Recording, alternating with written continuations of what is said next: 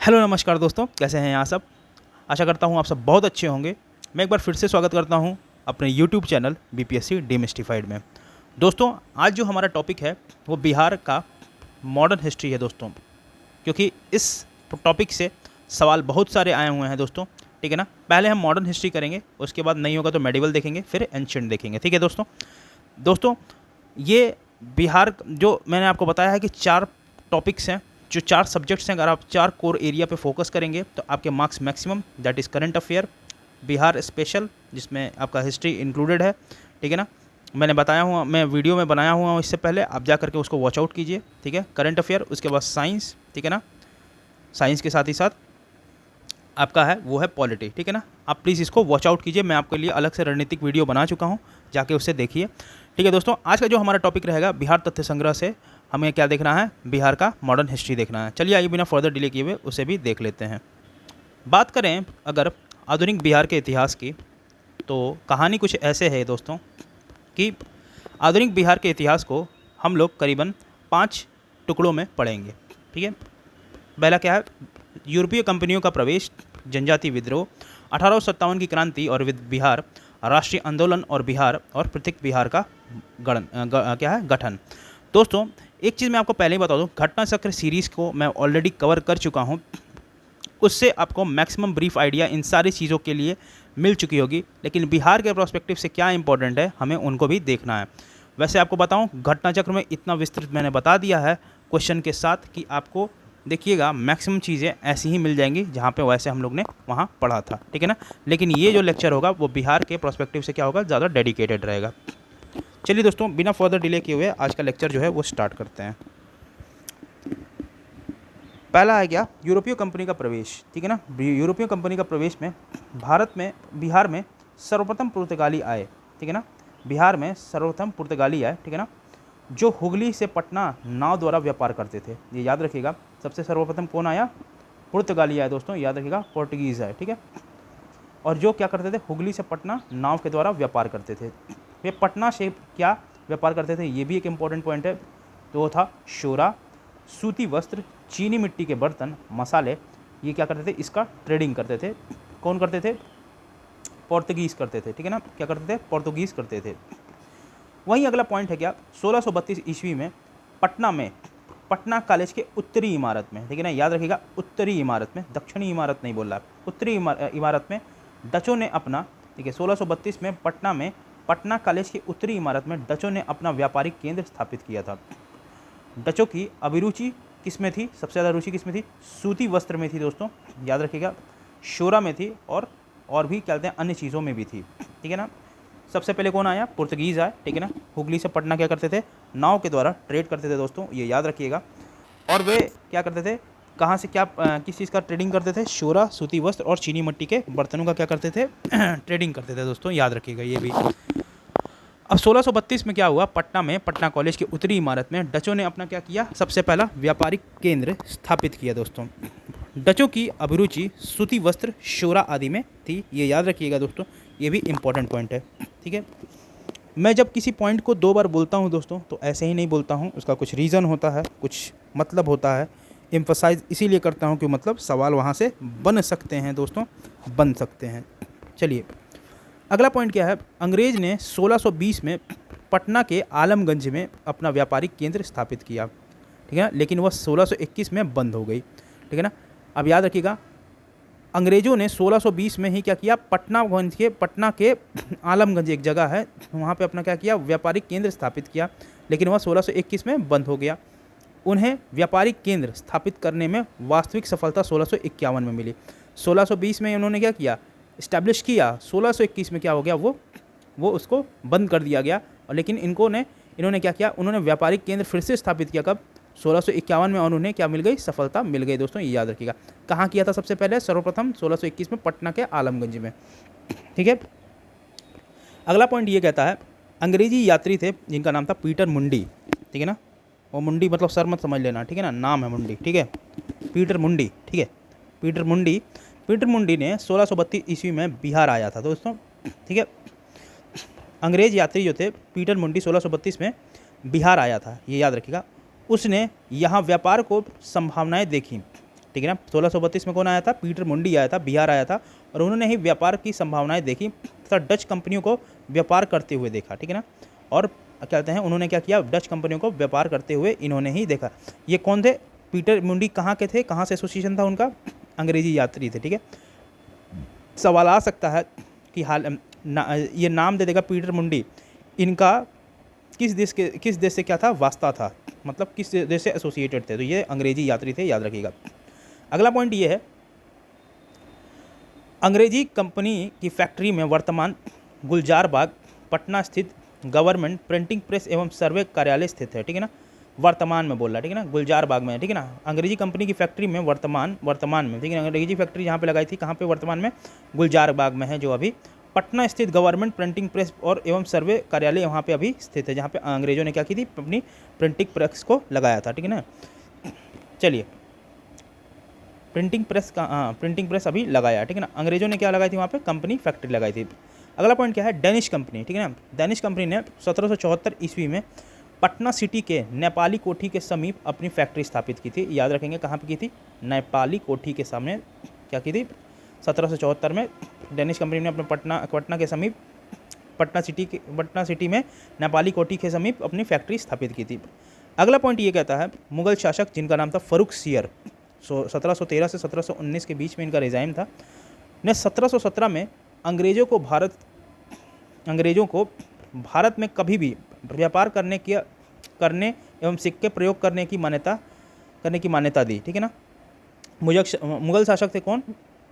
Farrukh share थे, जो 1713 से 1719 ईस्वी के बीच में इन्होंने 1717 ईस्वी में अंग्रेजों को भारत में कहीं भी अंग्रेजों को कह रहा है, ठीक है ना। अंग्रेजों को पूरे भारत में कहीं भी व्यापार करने एवं सिक्के प्रयोग करने की मान्यता दी थी। किसने दी थी? ये कौन पगला था? ये था फर्रुख सियर, ठीक है।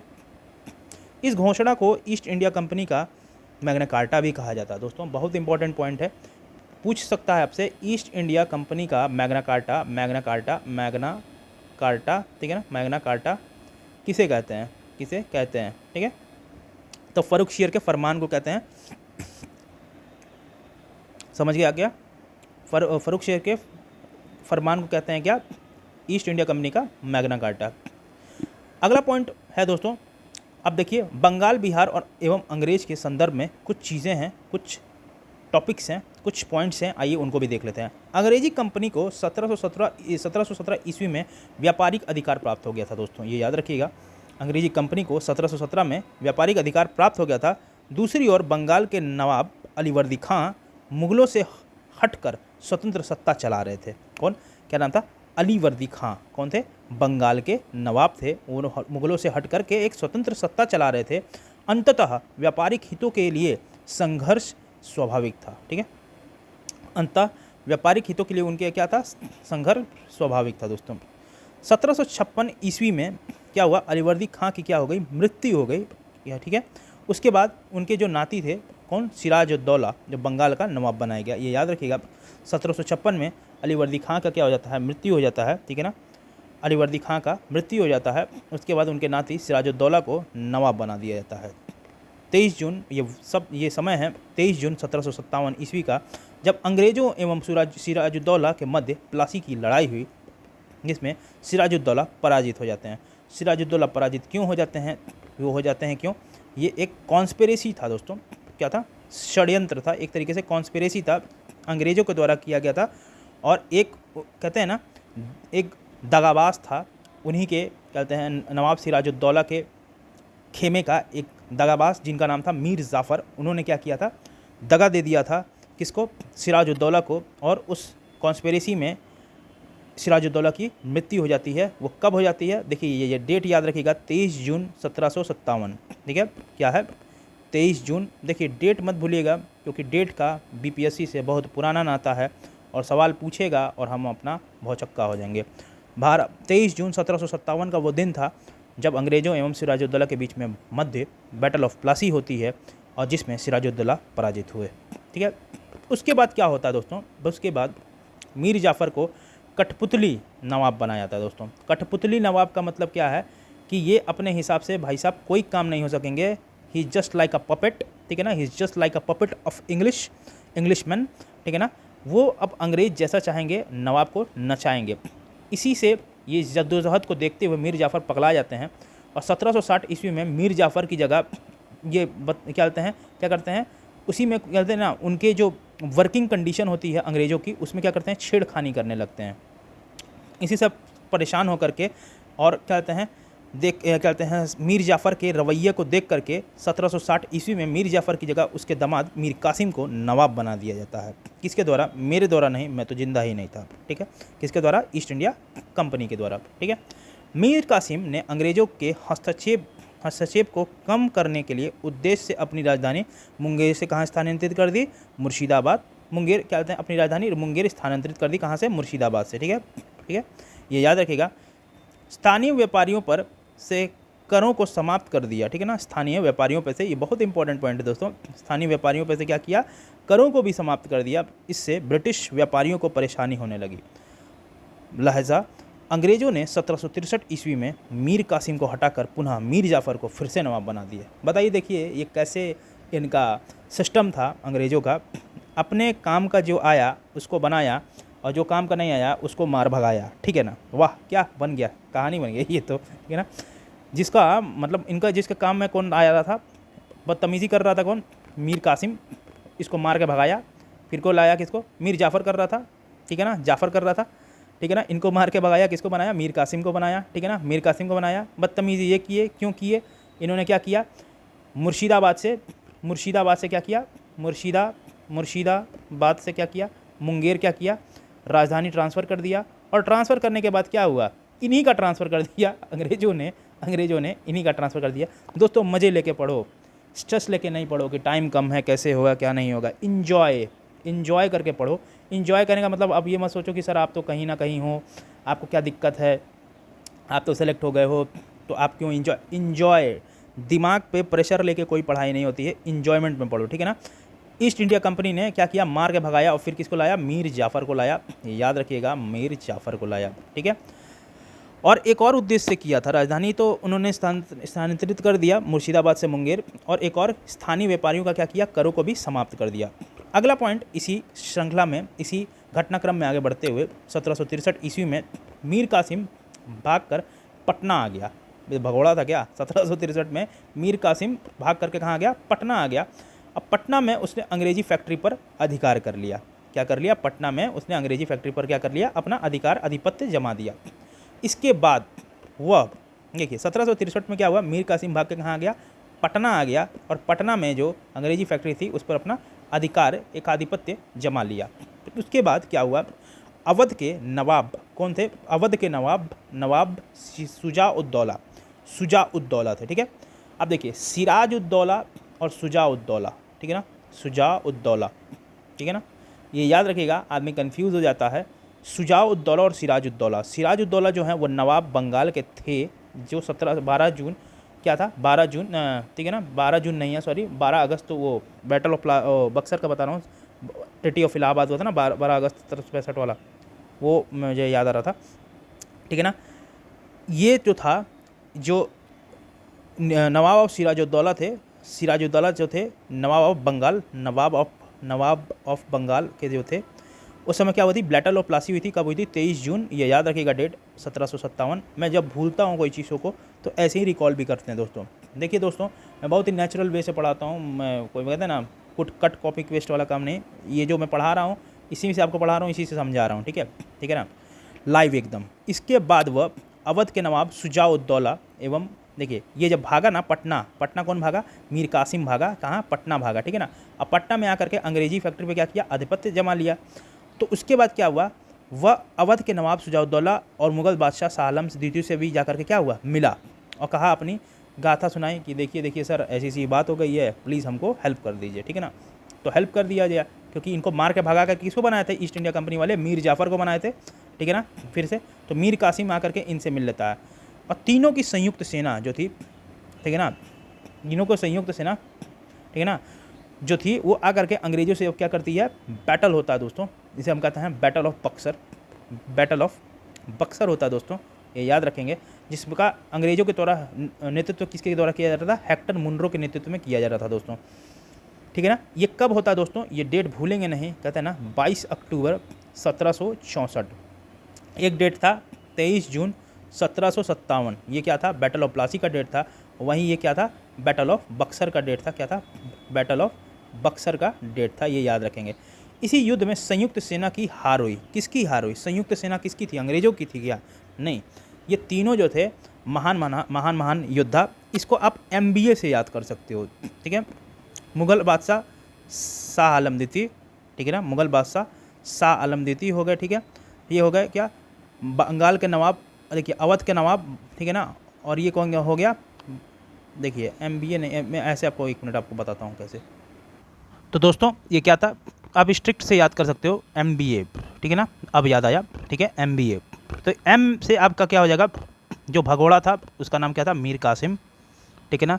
वहीं B से बात करें तो B कौन था और A कौन था, तो B से आपका हो गया, देखिए बादशाह शाह आलम द्वितीय, ठीक है ना, बादशाह शाह आलम द्वितीय सेकंड, ठीक है। और ए से अवध का नवाब, अवध का नवाब, ये याद रखिएगा, आप कभी भूलोगे नहीं, MBA से याद रखो। MBA तो मैक्सिमम लोग कर लेते हैं, ठीक है चलिए मजाक जोक सपाट, ठीक है।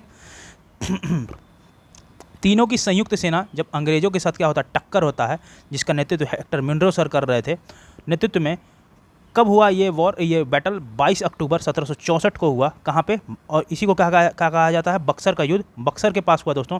और इस युद्ध में संयुक्त सेना जो MBA की थी वो क्या हुई, उसकी हार हुई दोस्तों, उनकी पराजित हुई। तो ये हार एक संदेश था क्या, कि अब जो मुगलियत ताकत थी, जो शाह आलम द्वितीय जो थे वो एक मुग़ल बादशाह थे दोस्तों, जब वो उनकी हार हुई ना, तो आप समझ लीजिए ना पूरी इंडिया की हार हुई। जैसे कहते हैं ना दोस्तों कि मान लीजिए क्लास में एक लड़का बहुत पढ़ने में तेज़ है, ठीक है, और कोई किसी से कंपटीशन होता है किसी बाहरी से, ठीक है ना, ठीक है ना।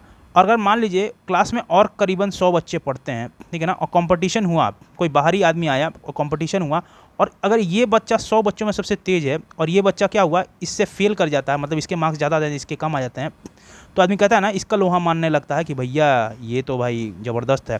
तो पूरे क्लास का अटेंशन अब इससे कम होकर के किसके ऊपर आ जाएगा, इस लड़के के ऊपर आ जाएगा कि ये तो लड़का इसको भी डिफीट कर दिया, ठीक है। वैसे ही फाइटर्स के साथ होता है, अलग अलग कंपटीशन में अलग अलग व्यू होता है दोस्तों। तो इसीलिए होता है दोस्तों, क्यों होता है, जब मुगलिया ताकत हारी बैटल ऑफ बक्सर में 22 अक्टूबर 1764 को जो हुआ था, उससे केवल मुगलिया ताकत की हार नहीं हुई, भारत के ऊपर जो सुप्रीम लॉर्ड था, मुग़ल अम्पायर का जो पावर था, वो क्या हुआ, डिसइंटीग्रेट होता हुआ नज़र आ गया दोस्तों। क्या हुई, मुगलिया ताकत की हार नहीं हुई, या भारत में जो पावर का जो पावर था, जो वर्चस्व था मुग़ल का, ठीक है ना, कि मुग़ल ही क्या है, हमारे एक तरीके से कहते हैं क्या है, मालिक है। उस समय क्या था, मालिकाना अधिकार सबसे ज़्यादा क्यों था, मुग़ल्स का ही था, क्योंकि मुग़ल का ही क्या था, बोलबाला था दोस्तों, ठीक है ना। जहाँपना जिनको हम कहते थे, वो क्या हो गए, वो ख़त्म हो गए, एकदम निस्तनाबूद कर दिया किसने, EIC ने, ईस्ट इंडिया कंपनी ने। अगले बार क्या हुआ, जब ये युद्ध हुआ, जब युद्ध होगा तो कुछ संधियाँ भी होंगी, जाहिर सी बात है। तो यही था 12 अगस्त 1765 का वो दिन था, जिस दिन इलाहाबाद की क्या होती है, संधि होती है दोस्तों। उसके तहत मुग़ल सम्राट शाह आलम द्वितीय को 26 लाख रुपए वार्षिक के बदले ईस्ट इंडिया कंपनी को बिहार, बंगाल एवं उड़ीसा का क्या करना होगा, दीवानी, जैसे लगान वसूली कहते हैं दोस्तों। दीवानी मतलब वो नहीं, पागल दीवानी, वो गाना वाला नहीं समझ लीजिएगा, ठीक है ना। दीवानी मतलब क्या, लगान वसूली। लगान वसूली का किसको अधिकार मिल गया, आपके शाह आलम द्वितीय से क्या लिया गया, इसको छीन लिया गया, और किसको मिल गया, ईस्ट इंडिया कंपनी ने अपने हाथ में ले लिया। किसकी दीवानी, बंगाल, बिहार और उड़ीसा की दीवानी। लगान वसूली की दीवानी किसको मिल गई, EIC को मिल गई अधिकार उनको, और उनको देना भी पड़ा। और कितने वार्षिक आय रुपये दे करके उनको 26 लाख रुपए वार्षिक आय कौन देता था, ईस्ट इंडिया कंपनी के द्वारा, बदले ईस्ट इंडिया कंपनी उनको देती थी, और उनसे क्या ली थी, बिहार, बंगाल और उड़ीसा की दीवानी ली थी, याद रखिएगा। और बैटल ऑफ बक्सर के वजह से जो ट्रीटी ऑफ इलाहाबाद साइन हुआ था, वो भी डेट याद रखिएगा, 12 अगस्त 1765 को। उसी घटनाक्रम में अगला पॉइंट ये है कि 1766 में जब पटना स्थित अंग्रेजी फैक्ट्री के मुख्य अधिकारी मिडल्टन को राजा धीराज नारायण और राजा सीताब राय के साथ एक प्रशासनिक मंडली का सदस्य बनाया गया, ठीक है ना। 1766 में पटना स्थित अंग्रेजी फैक्ट्री के मुख्य अधिकारी जो मिडल्टन थे, मिडल्टन को राजा धीराज नारायण राजा धीरज नारायण और राजा सीताब राय के साथ एक प्रशासनिक मंडली का क्या बनाया गया, सदस्य बनाया गया। किसको, मिडल्टन को, ठीक है ना, ठीक है। और 1767 ईस्वी में धीरज नारायण को हटाकर सीताब राय को कंपनी द्वारा क्या किया गया, नायाब दीवान घोषित किया गया, क्या मतलब कि बनाया गया। 1767 में ये याद रखेंगे, राजा जो धीरज नारायण को क्या किया गया, हटा दिया गया और सीताब राय को क्या कर दिया गया, कंपनी के द्वारा नायाब दीवान बनाया गया, ठीक है ना, नया दीवान बनाया गया, ठीक है। अगला उसी घटनाक्रम को आगे बढ़ाते हुए 1770 ईस्वी में क्या हुआ, बंगाल बिहार के क्षेत्र में भीषण अकाल पड़ा, ठीक है ना, भीषण अकाल पड़ा, जिसे हम क्या कहते थे, अकाल पड़ा, ठीक है ना, ड्रॉट एक तरीके से पड़ा, ठीक है ना, ठीक है ना, सूखा पड़ा, भीषण अकाल पड़ा। पटना, भागलपुर, पटना, भागलपुर समेत दरभंगा, पूर्णिया के जो क्षेत्र थे उसमें अकाल का प्रकोप क्या था, भयंकर था दोस्तों, याद रखेंगे। 1770 में क्या हुआ, बंगाल बिहार के क्षेत्र में, ठीक है ना, 1770 में बंगाल बिहार के क्षेत्र में भीषण अकाल पड़ा दोस्तों, जिसमें पटना, भागलपुर सहित दरभंगा, पूर्णिया में भी अकाल का प्रकोप भयंकर था। इसकी वजह से उसी में क्या हुआ, 1783 ईस्वी में बिहार में पुनः अकाल पड़ा। सोचिए, फिर से अकाल पड़ा 1770 के बाद, कब, 1783 में बिहार में पुनः अकाल पड़ा। जांच अधिकारी जॉन शोर ने एक अन्नगार के निर्माण का सुझाव दिया, ठीक है ना, उसके सुझाव पर 1784 ईस्वी में पटना में ब्रिटिश इंजीनियर जॉन गास्टिन गोलघर का निर्माण कराया गया उनके द्वारा, ठीक है ना। उन्हीं के सुझाव पे किनके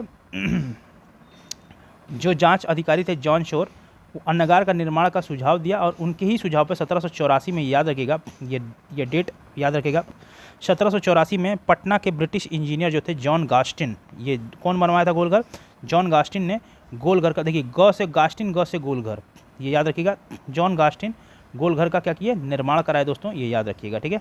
चलिए 1783 में देखिए फिर से अकाल पड़ा था, ये याद रखिए, 2 बार अकाल पड़ा था, 1770 में पड़ा था, ठीक है ना, और फिर उसके बाद कब पड़ा था, 1783 में पड़ा था, ठीक है ना। और फिर जो कौन बनाई गई, एक कमेटी बनाई गई, जो जांच कमेटी थी, जिसमें कौन थे, जॉन शोर थे, उन्हीं की क्या कहते हैं रिकमेंडेशन पे, उन्हीं के सुझाव पे 1784 में क्या हुआ, पटना में ब्रिटिश इंजीनियर जो थे जॉन गास्टिन और ने क्या बना, गोलघर का निर्माण कराया। दोस्तों हम लोगों ने अभी तक पूरा जो था आपका जो टॉपिक बंगाल बिहार और अंग्रेज जो था उनको कवर कर लिया है। अगला जो टॉपिक है वो है जनजातीय विद्रोह, जो कि एग्जामिनेशन पॉइंट ऑफ व्यू से बहुत इंपॉर्टेंट है और बहुत ही विस्तृत तरीके से मैंने घटना चक्र की जो सीरीज़ हिस्ट्री वाली है वो कराई हुई है। अगर आप लोगों ने नहीं देखा है तो मैं अभी प्लेलिस्ट इसका आई बटन ऊपर भी दे देता हूँ, आप जाकर के प्लीज़ वॉच आउट कर लीजिएगा, ठीक है। या नहीं होगा तो देखिए अभी कुछ देर पहले अभी आप देखिएगा, जस्ट ये देखिए, अभी आपके ये देखिए ऊपर आपको दिख रहा होगा आई बटन, आप जाकर के वो प्लेलिस्ट फॉलो कर लीजिएगा, आपको क्लियर हो जाएगा, ठीक है। चलिए आगे बढ़ते हैं जनजातीय विद्रोह पे, ठीक है ना। जनजातीय विद्रोह में क्या हुआ, जनजातीय क्षेत्रों में अंग्रेजों के बढ़ते राजनीतिक, आर्थिक एवं धार्मिक हस्तक्षेप के कारण कई जनजातीय विद्रोह हुए दोस्तों, ठीक है ना। जनजातीय क्षेत्रों में अंग्रेजों के बढ़ते, ठीक है ना, जनजातीय क्षेत्रों में क्या हो रहा था, जनजातीय विद्रोह क्यों होता है दोस्तों, विद्रोह क्यों होगा, आप विद्रोह क्यों करते हो, ठीक है ना। आप घर में अक्सर हर आदमी विद्रोह करता है दोस्तों, ये नहीं कि केवल जनजातीय और किसानी विद्रोह करेंगे। विद्रोह का कारण क्या होता है, जब आपके मन की चीज़ें नहीं होती हैं और आपके ऊपर अत्याचार हद से ज़्यादा होने लगा तो विद्रोह का वो रूप ले लेगा, ठीक है ना। यही क्या है मेन चीज़ है, और वो केवल इन्हीं के साथ नहीं था, वो किसी के साथ हो सकता है, ठीक है ना। आप देखिए जब भी हिस्ट्री पढ़ो ना, try to relate yourself, try to put yourself on that condition ना, सो दैट कि आप चीज़ों को ईजिली समझ सको, ठीक है ना। आप कंडीशन अपने ऊपर लगा के देखो कैसा फील होता है, ठीक है। चलिए आगे बढ़ते हैं। जनजातीय विद्रोह, जनजातीय क्षेत्रों में अंग्रेजों के बढ़ते राजनीतिक पॉलिटिकल, आर्थिक दैट इज इकोनॉमिकल एंड धार्मिक दैट इज सोशल, मतलब कि रिलीजियस हस्तक्षेप के कारण कई जनजातीय विद्रोह हुए दोस्तों। बिहार के प्रोस्पेक्टिव से देखें तो कुछ प्रमुख जनजातीय विद्रोह निम्नलिखित हैं दोस्तों। तब से पड़ा था तमाड़ विद्रोह। तमाड़ विद्रोह कब हुआ था दोस्तों, 1789 से 1794 को हुआ था दोस्तों, ये याद रखेंगे। किस क्षेत्र में इसमें था, छोटा नागपुर क्षेत्र में हुआ था दोस्तों, ये याद रखिएगा। अगले आप देखें चेरो विद्रोह 1800 से 1802 के बीच में हुआ था, पलामू क्षेत्र था दोस्तों, और इसके नेतृत्वकर्ता भूषण सिंह थे। खो विद्रोह की बात करें तो 1820 से 21 का ये समय था सिंहभूम में, ठीक है ना। कोल विद्रोह की देखें तो 1831 से 1832, ये बहुत इंपॉर्टेंट है दोस्तों, कोल विद्रोह से सवाल आ चुका है, ठीक है ना, ये याद रखिएगा। छोटा नागपुर ये क्षेत्र था और बुद्धो भगत इसके क्या थे, नेतृत्व करता थे दोस्तों, याद रखिएगा। संथाल से सवाल आ चुका है। संथाल विद्रोह 1855 से 56 के बीच में संथाल परगना में हुआ था दोस्तों, और इसके जो नेतृत्व करता थे वो कौन थे, सिद्धू कानू और चांद और भैरव थे दोस्तों, ये याद रखिएगा। सरदारी विद्रोह वहीं उसी श्रृंखला में 1858 से 95 का ये समय था, जिसमें छोटा नागपुर और सिंहभूम क्षेत्र का था क्या था, अफेक्टेड था। आगे बढ़ें, जो बहुत इंपॉर्टेंट, अति अति अति 2-4 बार और अपने अपने हिसाब से अति अति आप लोग लगा लीजिएगा, ठीक है ना। मुंडा विद्रोह, ठीक है ना, 1895 1900 के बीच में हुआ, भगवान बिरसा मुंडा के द्वारा ये चलाया गया था। ये जो एरिया था छोटा नागपुर का एरिया था, और ये बिरसा मुंडा के द्वारा चलाया गया था, और झारखंड के लोग इन्हें क्या कहते हैं, भगवान बिरसा मुंडा के नाम से भी बुलाते हैं दोस्तों, ठीक है।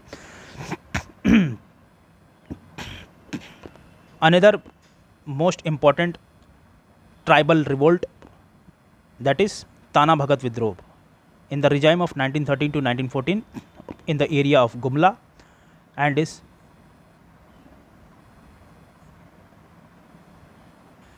is done by the leadership of जत्रा भगत।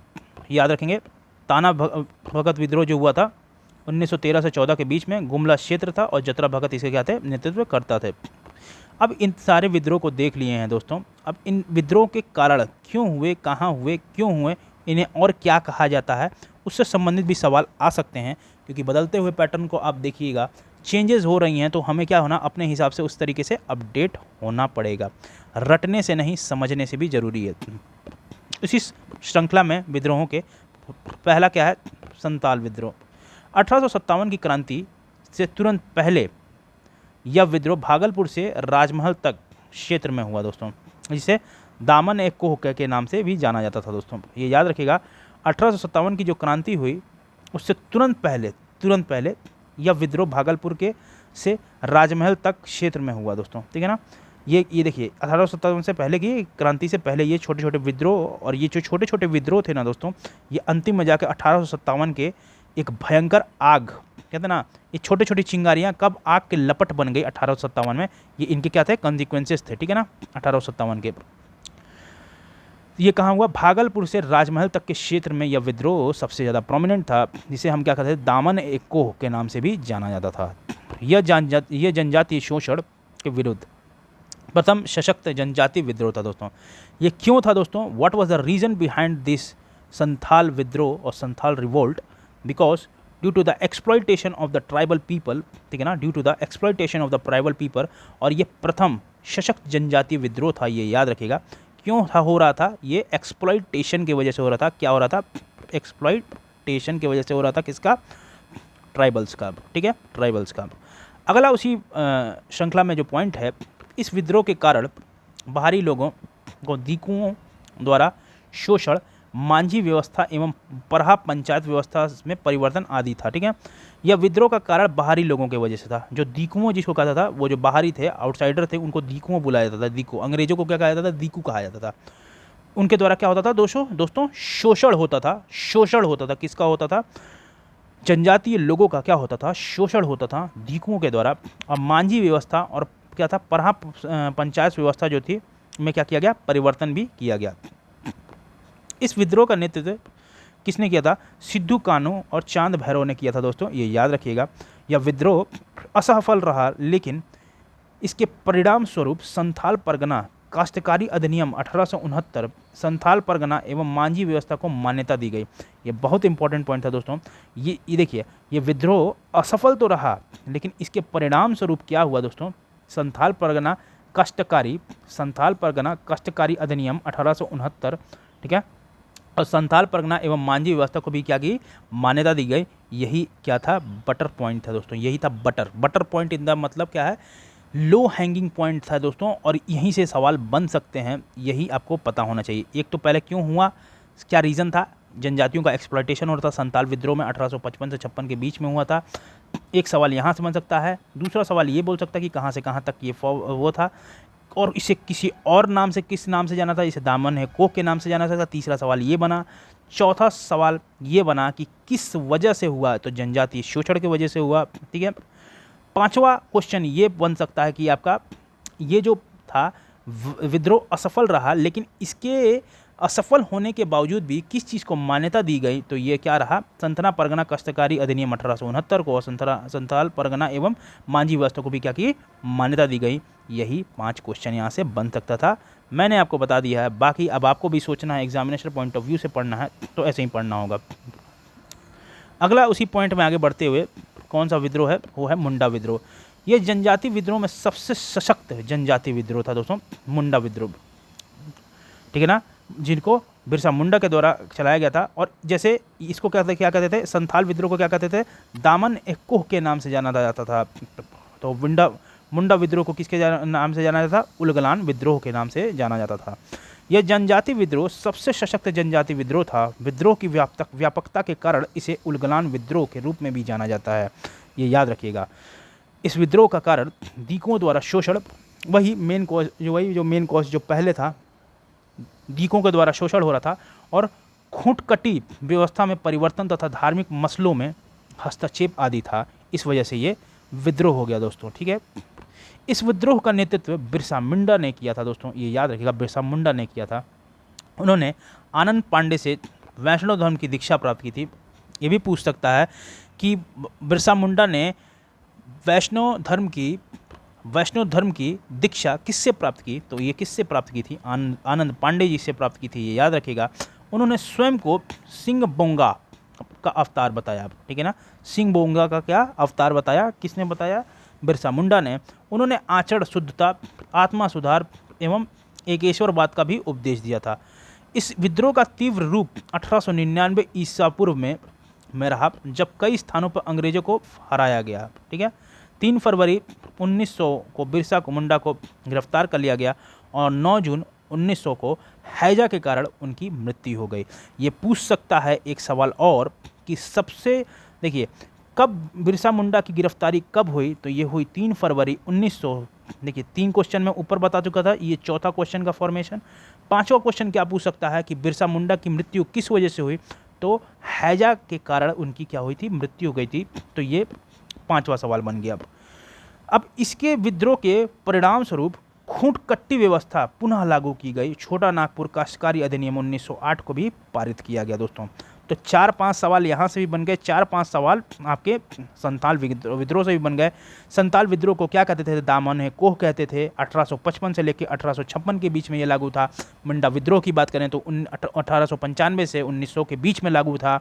ये याद रखिएगा। मुंडा विद्रोह को उलगुलान मूवमेंट भी कहते हैं, और ये उलगुलान मूवमेंट और भी क्या था, व्यापक था और बड़े स्तर पे था, और बहुत ही सबसे ज़्यादा सशक्त जनजातीय विद्रोह था। ये याद रखिएगा आप लोग। और याद रखिएगा एक और पॉइंट, बिरसा मुंडा को वैष्णव धर्म की दीक्षा किसने दी थी, आनंद पांडे जी ने थी। वो अपने आप को क्या स्वयं बुलाते थे, सिंह बोंगा बुलाते थे, याद रखिएगा दोस्तों। और सबसे ज़्यादा अपने पीक पे ये रिवोल्ट कब था, मुंडा रिवोल्ट 1899 में था। और ये कब इनकी गिरफ्तारी हुई दोस्तों, 3 फरवरी 1900 इनकी गिरफ्तारी हुई, और ठीक 6 दिन बाद 9 जून 1900 को बिरसा मुंडा को हैजा के कारण उनकी क्या हो गई, मृत्यु हो गई। ये दोस्तों याद रखिएगा। दोस्तों अब तक के जो बिहार के, बार बार मैं इंडिया के प्रोस्पेक्टिव से पढ़ते आया हूँ, तो वही मुझे समझ में आता है। बिहार के प्रोस्पेक्टिव से जितने भी ये विद्रोह थे दोस्तों, उनका हम लोगों ने क्या किया, कंप्लीट कर लिया है, देख लिया है। अब क्रांतिकारी गतिविधि को बढ़ाते हुए जो देश में अब क्रांतिकारी गतिविधि, जो ये छोटे छोटे विद्रोह हो रहे थे, अब देश में क्या हुआ, एक बड़ी क्रांति का अब समय आ जाता है। वो कौन सी क्रांति थी, 1857 की क्रांति थी। ये अलग क्या थी, ये क्या थी, एक तरीके से आग थी, ठीक है ना। पहली बार ये क्रांति पूरे भारत में नहीं देखी गई, कुछ पार्ट में देखी गई, और इतनी प्रोमिनेंट देखी गई जिससे अंग्रेजी सरकार की जो नींव थी वो चरमरा उठी थी। वो पगला गई थी अंग्रेजी सरकार कि ये ऐसा भी हो सकता है, ठीक है ना, ऐसा भी हो सकता है कि लोग एकजुट होकर के हमें बाहर का रास्ता भी दिखा सकते थे। अगर हमारे कुछ देशी रियासतें इनकी मदद नहीं की होते तो हम शायद 100 साल और पहले आज़ाद हो गए होते। लेकिन हमारे कुछ जो देसी रियासत थे उन्होंने दगाबाजी कर दिया, और जिसके वजह से 1857 की क्या हो गई, दमन हो गया, ठीक है। अगला पॉइंट यही है, 1857 की क्रांति के पूर्व बिहार में हुए विद्रोह और आंदोलन, ठीक है ना। अब ये देखिए, ये तो क्या थे, आपके ट्राइबल रिवोल्ट थे, जनजाति विद्रोह थे, ठीक है। अगला जो विद्रोह था और आंदोलन था जो बहुत इंपॉर्टेंट है, वो देख लेते हैं, वहाबी आंदोलन। जो बिहार में क्या था, प्रोमिनेंट था। वहाबी आंदोलन के प्रवर्तक कौन थे? अब्दुल अल वहाब थे, ठीक है। कौन थे? अब्दुल वल अल वहाब थे, ठीक है। उन्होंने अरब क्षेत्र में इसको क्या किया? प्रारंभ किया था दोस्तों, याद रखिएगा, इसको प्रारंभ किया था। भारत में इसको सैयद अहमद बरेलवी, भारत में इसको सैयद अहमद बरेलवी रायबरेली ने क्या है, रायबरेली के थे, उन्होंने क्या किया था? नेतृत्व प्रदान किया था। कौन? बरेलवी। देखिए, सैयद अहमद बरेलवी, रायबरेली और बरेलवी, ठीक है ना, ये याद रखिएगा, बरेली से थे ये बरेलवी जी, ठीक है ना। सैयद अहमद बरेलवी ने इनको क्या किया? नेतृत्व प्रदान किया। किसको? वहाबी आंदोलन को, ठीक है।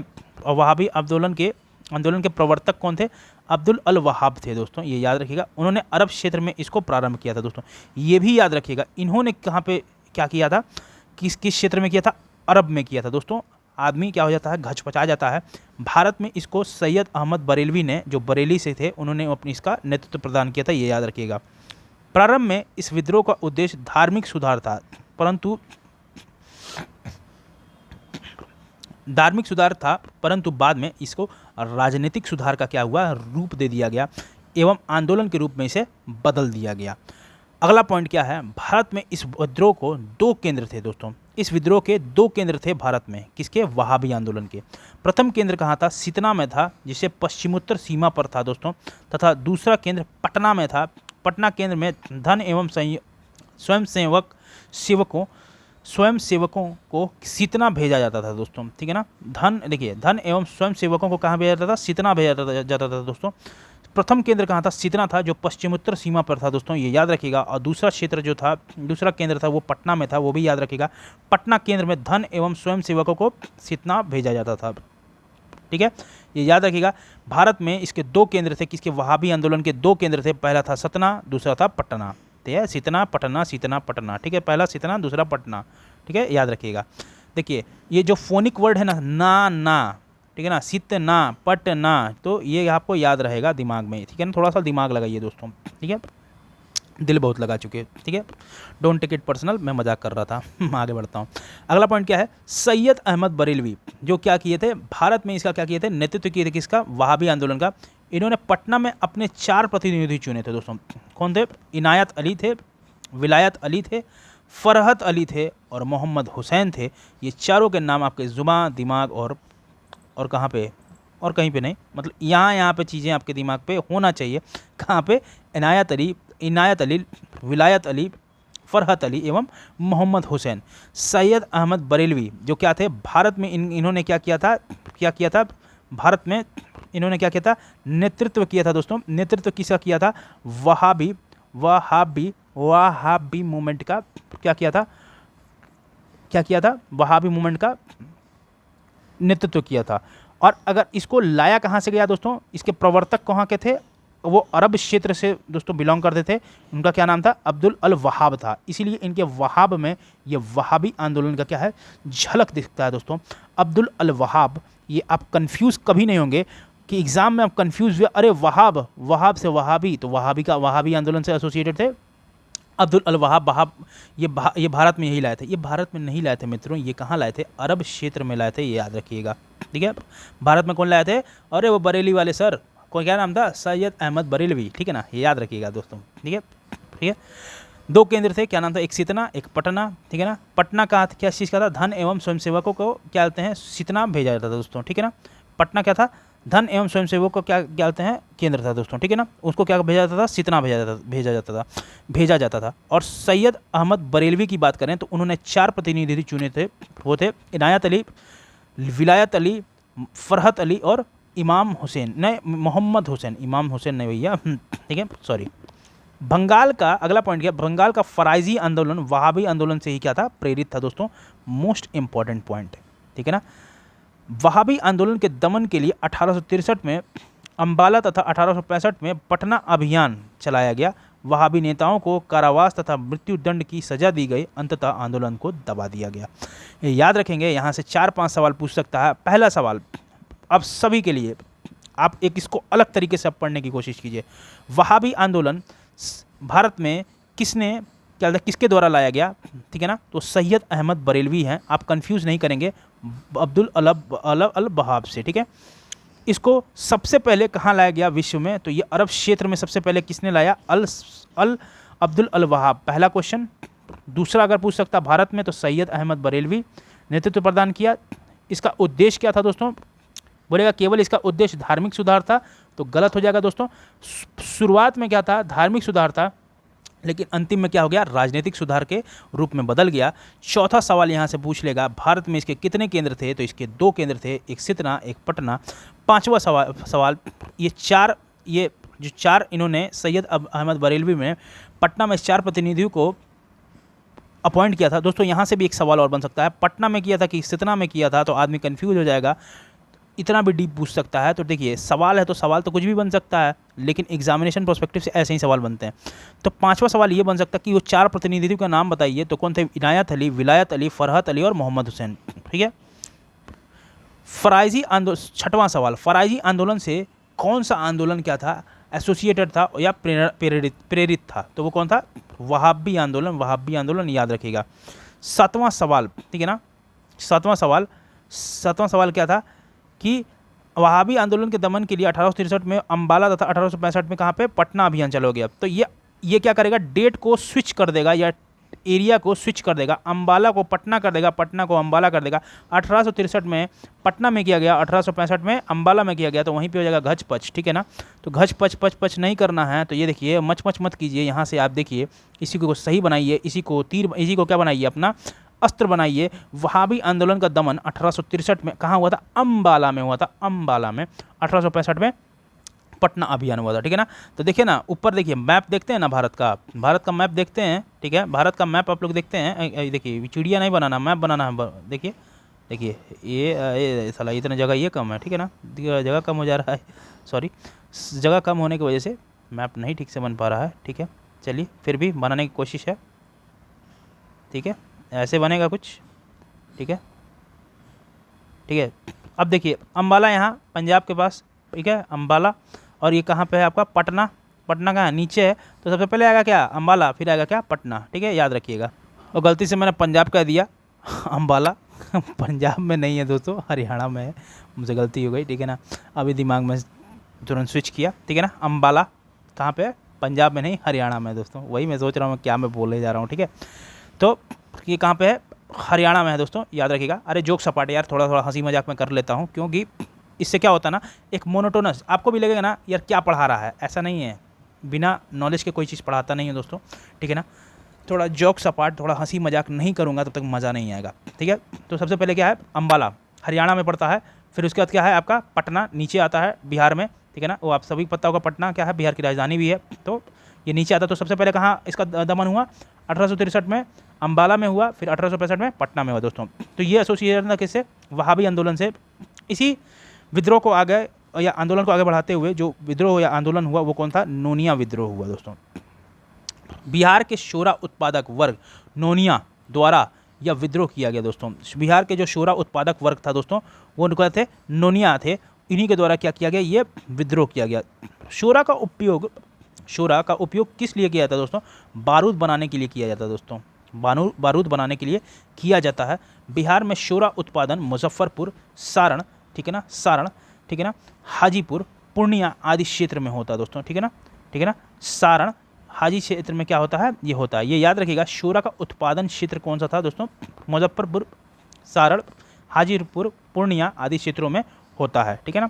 बिचौलिए कच्चा शोरा ब्रिटिश कारखाने को दे देते थे तथा मुनाफा स्वयं रख लेते थे। परिणाम स्वरूप नोनिया समुदाय ने गुप्त रूप से शोरा बेचना शुरू कर दिया।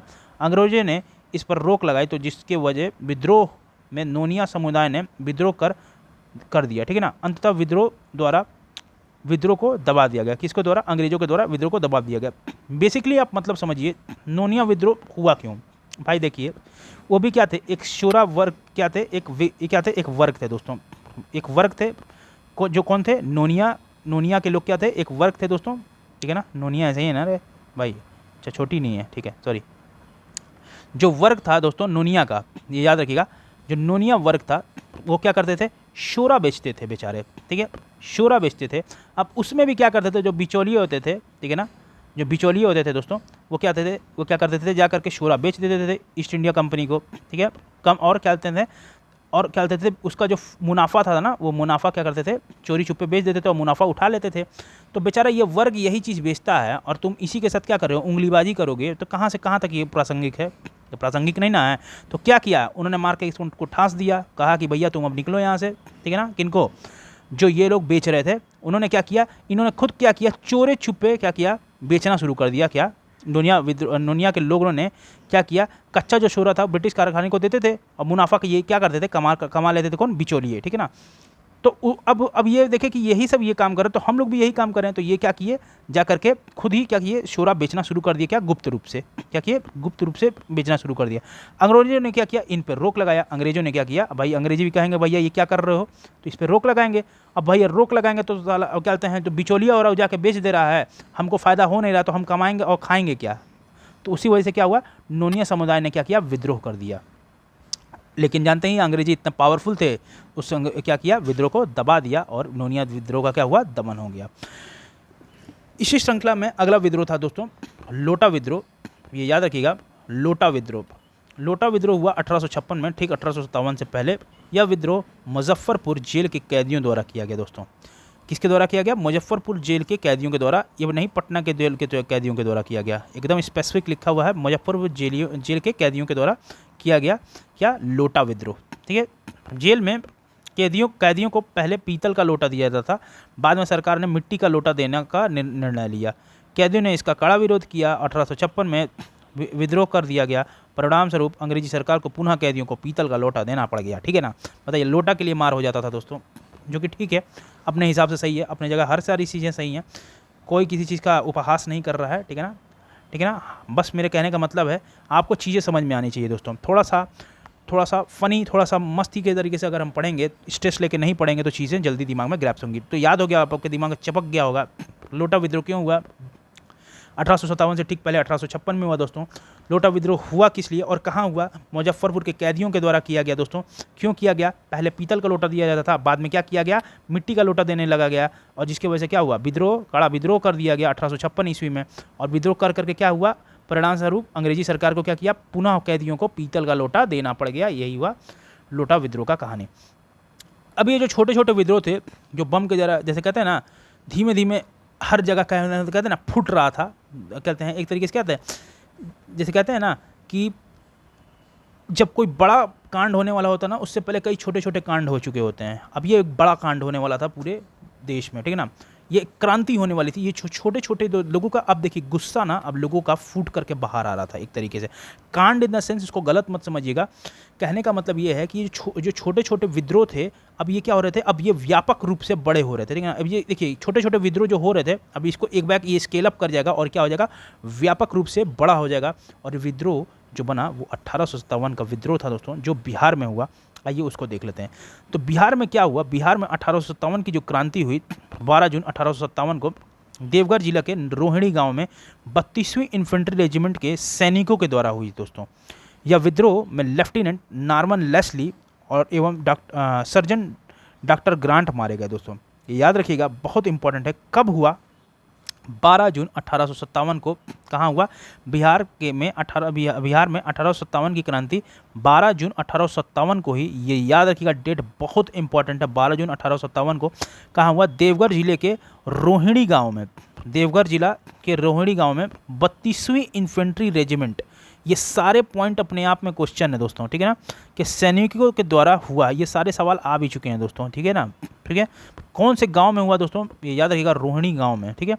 इस विद्रोह में लेफ्टिनेंट जो मारे गए, उनका नाम बहुत याद रखिएगा, बहुत इंपॉर्टेंट, नॉर्मन लेस्ली और सर्जन डॉक्टर ग्रांट, ठीक है ना। नॉर्मल लेफ्टिनेंट क्या है? Norman Leslie, lieutenant Norman Leslie और सर्जन डॉक्टर ग्रांट मारे गए, ठीक है। सॉरी, रोहिणी के विद्रोह को मेजर मैकडोनल्ड द्वारा दबाया गया। रोहिणी का जो विद्रोह था दोस्तों, जो देवघर में जिले में पड़ता है रोहिणी गांव, उसको मेजर मैकडोनल्ड के द्वारा क्या किया, दबाया गया और विद्रोह सैनिकों को फांसी दे दी गई। जो विद्रोही थे, सैनिकों जो थे, विद्रोही सैनिक जो थे, उनको क्या दी गई, फांसी दी गई। पटना में विद्रोह इसका 3 जुलाई पटना सिटी के पुस्तक विक्रेता पीर अली ने किया था दोस्तों, ठीक है। यह 12 जून के बाद 12 जून 1857 को कहाँ हुआ था? देवघर के कौन से गांव? रोहिणी गांव में हुआ था दोस्तों। ये एक सवाल, 2-3 सवाल यहाँ से बन गए। कब हुआ? 12 जून 1857 को हुआ। किस जिले में हुआ? देवघर के रोहिणी गांव में हुआ। दूसरा सवाल। तीसरा सवाल, कौन सी इन्फेंट्री के थे? 32वीं इन्फेंट्री रेजिमेंट के ये सैनिक थे। चौथा सवाल, कौन इस विद्रोह में मारे गए? तो लेफ्टिनेंट नॉर्मल लेस्ली और सार्जेंट डॉक्टर ग्रांट मारे गए। ठीक है। पांचवा सवाल, रोहिणी का जो रोहिणी गांव का जो विद्रोह था, जो कि देवघर में पाया जाता है, उसको किसने दबाया गया? मेजर मैकडॉनल्ड के द्वारा दबाया गया। ये पांचवा सवाल। ठीक है ना? ठीक है ना? ये याद रखिएगा। अगला सवाल, ये पटना में विद्रोह नेतृत्व कब हुआ दोस्तों? 3 जुलाई पटना सिटी के पुस्तक विक्रेता पीर अली के द्वारा किया गया। तो पांचवा सवाल क्या बन गया? 3 जुलाई पटना सिटी में हुआ दोस्तों। ये पूछ सकता है, पटना सिटी में जो आपका 1857 की क्रांति थी, वो उसका नेतृत्व, उसकी जो आगजनी थी, वो कब फैली? तो कब फैली वो कब फैली? 3 जुलाई 1857 को फैली। ठीक है ना? 3 जुलाई 1857 को पटना में ये देखने को मिला। ठीक है ना? आगजनी का आग फैलना, आगजनी नहीं, आग का फैलाव जो हुआ पटना तक कहाँ पे पहुंचा? ये आग जो थी पटना तक कब पहुंची? 3 जुलाई 1857 को पटना सिटी में हुई। किसके द्वारा किया गया? विक्रेता पीर अली के द्वारा किया गया। ठीक है। विद्रोह में कौन थे? विद्रोह में अफीम एजेंट डॉक्टर आर लॉयल मारा गया। ठीक है ना? अफीम एजेंट जो थे डॉक्टर आर लॉयल भी मारे गए इसी विद्रोह में। अफीम के जो एजेंट थे, अफीम एजेंट कौन थे? डॉक्टर आर लॉयल जो थे, वो उनकी मृत्यु हो गई। परंतु कमिश्नर टेलर ने विद्रोह को दबा दिया। पीर अली सहित 17 व्यक्तियों को क्या दे दिया? फांसी दे दिया गया। जैसे आपका रोहिणी गांव के जो सैनिक थे, उनको भी फांसी दिया गया। पटना के जो थे क्रांतिकारी, उनको भी क्या हुआ? फांसी दे दिया गया। पीर अली जिसमें क्या थे? शामिल थे। अगला डेट क्या है? 25 जुलाई 1857 में यह मुजफ्फरपुर में असंतुष्ट सैनिकों ने कुछ अंग्रेज अधिकारियों की हत्या कर दी। कौन की? अंग्रेज अधिकारियों की क्या की? हत्या कर दी। किसने? असंतुष्ट सैनिकों ने। कुछ असंतुष्ट जो सैनिक थे, वो कब किए? 25 जुलाई 1857 को। कहाँ पे किए? मुजफ्फरपुर में असंतुष्ट सैनिकों ने क्या किया? अंग्रेजी अधिकारियों की क्या की? हत्या कर दी। उसी दिन दानापुर में 3 रेजिमेंट के सैनिकों ने भी विद्रोह कर दिया था दोस्तों। सैनिकों ने शाहाबाद जिले में प्रवेश कर जगदीशपुर के जमींदार बाबू कुंवर सिंह को मिलकर विद्रोह का प्रारंभ किया दोस्तों। ये याद रखिएगा, ये डेट बहुत इंपॉर्टेंट है, और ये पॉइंट बहुत इंपॉर्टेंट है। उसी दिन क्या हुआ? जब मुजफ्फरपुर के जो असंतुष्ट सैनिक थे, उन्होंने क्या किया? अंग्रेजी अधिकारियों की हत्या कर दी 25 जुलाई 1857 को। उसी दिन दानापुर में 3 रेजिमेंट सैनिकों ने भी क्या किया? विद्रोह कर दिया। सैनिकों ने शाहाबाद जिले में प्रवेश किया। ठीक है ना? शाहाबाद एक जिला है, बिहार में पड़ता है। उस जिले में क्या किया? प्रवेश कर जगदीशपुर के जमींदार जो थे बाबू कुंवर सिंह से मिलकर विद्रोह का क्या किया? प्रारंभ कर दिया। अगला डेट जो है 30 जुलाई को सरकार ने तत्कालीन सारण, तिरहुत, चंपारण और पटना जिलों के सैनिकों शासन लागू कर दिया गया दोस्तों। ठीक है ना? मार्शल लागू क्या किया? मार्शल लॉ लगा दिया गया, सैनिक शासन लागू कर दिया गया। 30 जुलाई 1857 को सरकार ने तत्कालीन मतलब तुरंत सारण, तिरहुत, चंपारण और पटना जिलों में क्या किया? सैनिक शासन क्या हुआ? लागू कर दिया। विद्रोही सैनिक के एक झुंड ने भागलपुर तथा गया पहुंचकर जेल से 400 कैदियों को मुक्त करा दिया। उन्होंने टिकरी राज पर हमला किया और 10,000 रुपये लूट लिए दोस्तों। ये याद रखिएगा दोस्तों। 30 जुलाई को सरकार ने तत्कालीन क्या लगाया? मार्शल लॉ लगाया। 25 जुलाई को ये याद रखिएगा, असंतुष्ट सैनिक ने मार दिया किसको? अंग्रेजी अधिकारियों को क्या की? हत्या कर दी। और उसी दिन दानापुर के 3 रेजिमेंट ने विद्रोह कर शाहाबाद जिलों में घुस करके जगदीशपुर के जो जमींदार थे वीर कुंवर सिंह, उनको मिल करके उन्होंने विद्रोह का प्रारंभ कर दिया। और 30 जुलाई को सरकार ने क्या किया? सारण, तिरहुत, चंपारण और पटना जिलों में सैनिक शासन को लागू कर दिया। उसी पॉइंट में अगला पॉइंट जो था, विद्रोही सैनिकों के एक झुंड ने क्या किया? भागलपुर पहुंच करके, भागलपुर याद रखिएगा, कोई और जगह पूछ ले सकता है एग्जाम में, तो भागलपुर याद रखिएगा। भागलपुर पहुंच करके जेल से 400 कैदियों को क्या किया? मुक्त करा दिया। उन्होंने टिकरी राज पर हमला किया और 10,000 रुपये को भी लूट लिया। जगदीशपुर के जो जमींदार थे बाबू कुंवर सिंह, उनने बिहार में हुए 1857 क्रांति का नेतृत्व प्रदान किया था दोस्तों। ये याद रखिएगा, इनसे हर साल सवाल पूछा हुआ है। उन्होंने कमिश्नर टेलर ने पटना में भेंट के लिए निमंत्रण दिया, मगर मौलवी अहमदुल्ला के साथ हुए विश्वासघात को समझते हुए उन्होंने 4,000 सैनिकों के साथ विद्रोह प्रारंभ कर दिया दोस्तों। उन्होंने किसने बुलाया? कमिश्नर टेलर ने उनको पटना भेंट करने के लिए निमंत्रण दिया, लेकिन मौलवी अहमदुल्ला जो थे, उनके साथ विश्वासघात किया था किसने? ईस्ट इंडिया कंपनी के यही विलियम टेलर ने किया था, कमिश्नर टेलर ने किया था, और जानते थे ये शुरू से ही विश्वासघाती हैं। और उसी सिचुएशन को समझते हुए उन्होंने 4000 सैनिकों के साथ क्या किया, विद्रोह प्रारंभ कर दिया दोस्तों। उन्होंने जगदीशपुर में बंदूकें एवं गोला बारूद बनाने का कारखाना स्थापित कर दिया दोस्तों, तथा 27 जुलाई 1857 को आरा पर अधिकार कर लिया दोस्तों। किसने? बाबू कुंवर सिंह ने। आरा में हुए संघर्ष में कैप्टन डनवर मारा गया। आरा में कुछ संघर्ष हुआ इन लोगों के बीच में और कैप्टन डनवर को मार दिया गया, लेकिन कुंवर सिंह को आरा छोड़ना पड़ा, ठीक है ना, आरा छोड़ना पड़ा। वह रीवा और बांदा के रास्ते लखनऊ पहुंचे। उन्होंने अवध के शाह ने आजमगढ़ जिला का फरमान दिया, ठीक है ना। दिसंबर 1857 का वो समय था जब कुंवर सिंह ने नाना साहब के साथ मिलकर कानपुर अंग्रेजों से युद्ध किया। उन्होंने आजमगढ़ में भी अंग्रेजों को पराजित कर दिया था दोस्तों। सोचिए, वो 70 वर्षीय बुजुर्ग व्यक्ति, ठीक है ना, 80 वर्षीय बुजुर्ग व्यक्ति दोस्तों थे। उन्होंने क्या किया, अंग्रेजों को धूल चटा दी। ये बिहार के लाल वीर कुंवर सिंह थे, जिन्होंने क्या किया, दिसंबर 1857 में कुंवर सिंह नाना साहब के साथ मिल करके कानपुर में अंग्रेजों से युद्ध किया और उन्होंने आजमगढ़ में भी अंग्रेजों को पराजित कर दिया। यह दिन 22 अप्रैल 1858 का था, जब कैप्टन लीग्रांड के नेतृत्व में आई ब्रिटिश सेना ने कुंवर सिंह को बुरी तरह पराजित कर दिया। शिवराजापुर घाट गंगा नदी पार करने के क्रम में सेनापति डगलस की गोली से कुंवर सिंह का बायां हाथ घायल हो गया। उन्होंने अपना बायां हाथ काटकर गंगा माँ को प्रवाहित करते हुए कहा, हे गंगा मैया, अपने प्यारे की यह अकिंचन भेंट स्वीकार करें, ठीक है ना। हे गंगा मैया, अपने प्यारे की यह अकिंचन भेंट स्वीकार करो। ये किसने कहा था? वीर कुंवर सिंह ने कहा था दोस्तों, ये याद रखिएगा। 26 अप्रैल 1858 ईस्वी का ये था, ठीक है। 26 अप्रैल 1858 ईस्वी को कुंवर सिंह की मृत्यु हो गई। ये डेट भी याद रखेंगे, जब बिहार के लाल इस दुनिया में नहीं रहे, कुंवर सिंह की मृत्यु हो गई। कुंवर सिंह की जो मृत्यु के बाद उनके छोटे भाई अमर सिंह ने आंदोलन का नेतृत्व संभाला, जबकि दूसरा भाई हरिकिशन सिंह उनका पूर्ण सहयोग दिया, ठीक है ना। जबकि उनके दूसरे भाई जो थे हरिकिशन सिंह, उन्होंने उनको पूरा पूर्ण सहयोग दिया। अमर सिंह ने कैमूर की पहाड़ियों में मोर्चाबंदी कर सरकार के विरुद्ध संघर्ष जारी रखा। नवंबर 1858 में तक अंग्रेजी अधिकार पुनः स्थापित हो गया दोस्तों।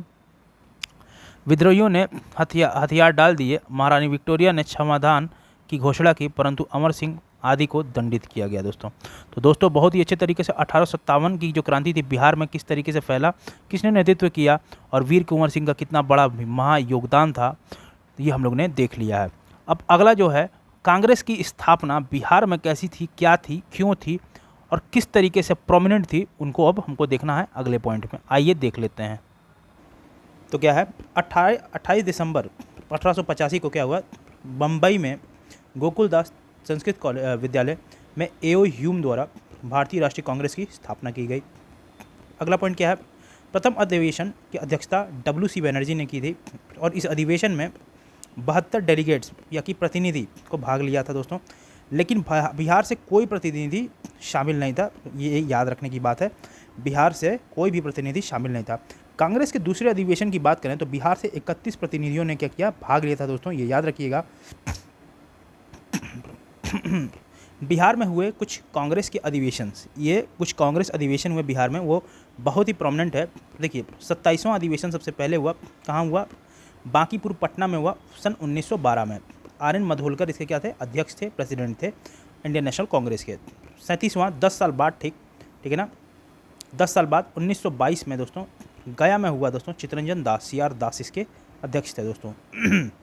ठीक है ना, और इसका जस्ट पहले वाले का दुगुना कर देंगे तो 27 दूना 54वां अधिवेशन 1940 को रामगढ़ झारखंड में मौलाना अब्दुल कलाम आज़ाद के द्वारा हुआ था दोस्तों, अध्यक्ष थे इसके, याद रखिएगा। अब देखिए दोस्तों, काफ़ी ढेर सारे मूवमेंट्स हुए थे बिहार में, क्या हुआ क्या नहीं हुआ, क्या उसकी क्या थे ना प्रारूप था पूरा बिहार में हर अपने अपने आंदोलन का, आइए उनको देख लेते हैं। तो उसी श्रृंखला में सबसे पहला था बंग भंग आंदोलन, जिसे हम स्वदेशी आंदोलन भी कहते हैं, वो जो कि और उसका बिहार में क्या प्रभाव था, आइए देख लेते हैं। बंगाल विभाजन की बात करें तो घोषणा इसकी 12 जुलाई 1905 ईसा पूर्व में ईस्वी में हुई थी। ईसा पूर्व ने ईस्वी में हुई थी। ईसा पूर्व में क्या हुई थी? बंगाल विभाजन की घोषणा 20 जुलाई 1905 में हुई थी। को तत्कालीन वायसराय कौन थे उस समय? लॉर्ड कर्जन ने की थी दोस्तों। 16 अक्टूबर 1905 का ये दिन आप याद मत भूलिएगा नहीं, याद रखिएगा, याद मत रखिएगा नहीं, याद रखिएगा। 16 अक्टूबर 1905 का दिन था जब ये प्रभावी में आया। तो 20 जुलाई 1905 को तत्कालीन वायसराय ने क्या की? इसकी घोषणा की थी और 16 अक्टूबर को ये क्या हुआ? प्रभावी किया गया। विभाजन के विरोध में संपूर्ण देश में बंग भंग विरोधी आंदोलन शुरू हो गया। बंगाल विभाजन के विरोध में बिहार में प्रधान अध्यापक कौन थे? सतीश चंद्र चक्रवर्ती। ये लीडर्स आप भूलिएगा नहीं, कौन थे? सतीश चंद्र चक्रवर्ती को प्रेरणा से 16 दिसंबर 1905 को दरभंगा में रक्षाबंधन मनाया। ठीक है। बंगाल विभाजन के विरोध में बिहार में प्रधान अध्यापक सतीश चंद्र चक्रवर्ती की प्रेरणा से 16 दिसंबर 1905 को क्या हुआ? दरभंगा में रक्षाबंधन मनाया। कब मनाया? 16 दिसंबर 1905, ठीक इसके 2 महीने बाद। ठीक है ना, 16 दिसंबर 1905, 16 और देखिए 20 जुलाई 1905 को घोषणा हुई, 16 अक्टूबर 1905 को ये प्रभावी हो गया। क्या? बंग भंग आंदोलन। ठीक है ना, ये क्या हो गया? बंगाल का विभाजन, जिसे बंग भंग हम कहते हैं, बंगाल का विभाजन प्रभावी हो गया। और इसका क्या हुआ? प्रधान अध्यापक कौन थे उस समय? सतीश चंद्र चक्रवर्ती थे। 16 दिसंबर 1905 को उन्होंने रक्षाबंधन मनाया। कहाँ पे? दरभंगा क्षेत्र में। विरोध को सशक्त बनाने के लिए बिहार स्टूडेंट कॉन्फ्रेंस की स्थापना 1906 में हुई। याद रखिएगा, बिहार स्टूडेंट कॉन्फ्रेंस की स्थापना कब हुई? 1906 में हुई। बंगाल का विभाजन 1911 ईस्वी में रद्द कर दिया गया दोस्तों, ये याद रखिएगा, 1911 में रद्द कर दिया गया। तो इस आंदोलन के बाद एक मुजफ्फरपुर हत्याकांड हुआ, बम कांड हुआ, हत्याकांड नहीं, बम कांड 1908 में हुआ। या ये देख लेते हैं। मुजफ्फरपुर में 30 अप्रैल 1908 का वो दिन था जब खुदीराम बोस और प्रफुल्ल चाकी ने जज किंग्सफोर्ड की हत्या का प्रयास किया दोस्तों।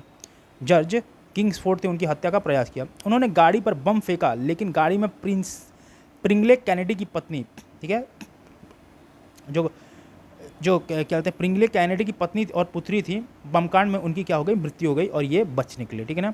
घटना के बाद वो दोनों रेलवे लाइन से समस्तीपुर भाग निकले। ठीक है ना।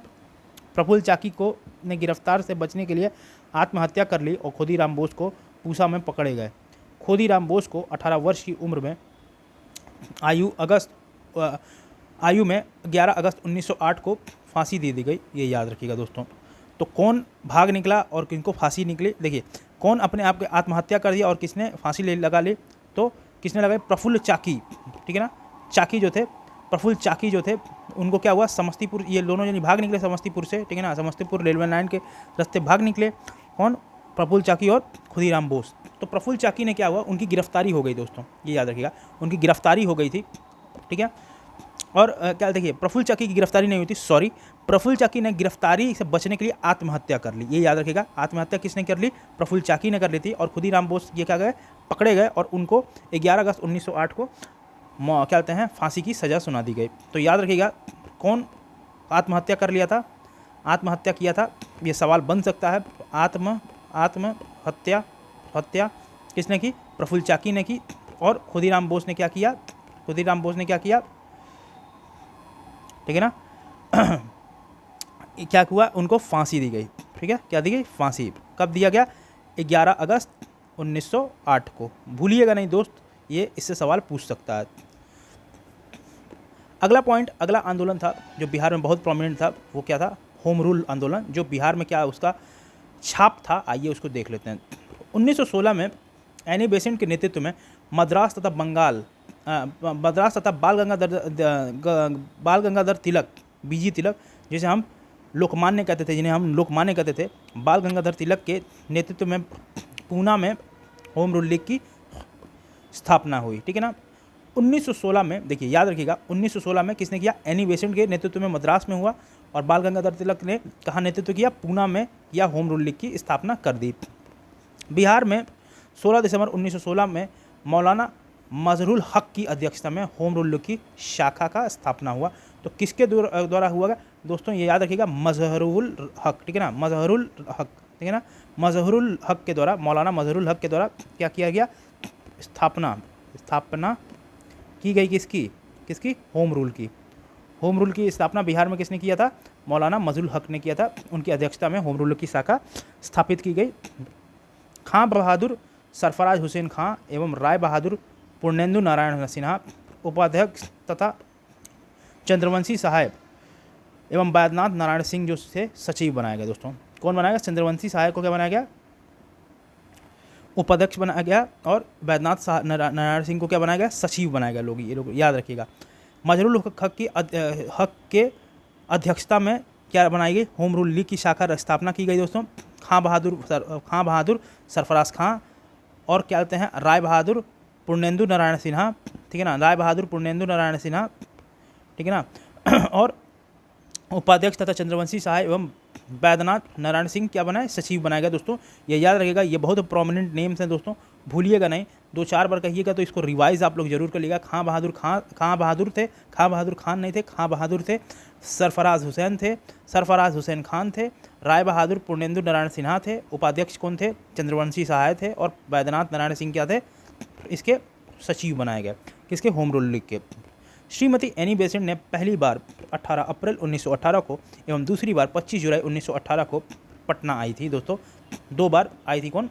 एनी बेसेंट आई थी। ये पूछ सकता है कई बार आई थी, तो याद रखिएगा 2 बार आई थी। कौन? Annie Besant. उन्होंने होम रूल के विचारों को सबको अवगत कराया। उन्होंने क्या किया? होम रूल के विचारों से क्या किया? सबको अवगत कराया। इस आंदोलन का उद्देश्य क्या था? ब्रिटिश साम्राज्य के अधीन रहते हुए संवैधानिक तरीके से स्वशासन प्राप्त करना, ठीक है ना, प्रदान नहीं प्राप्त करना।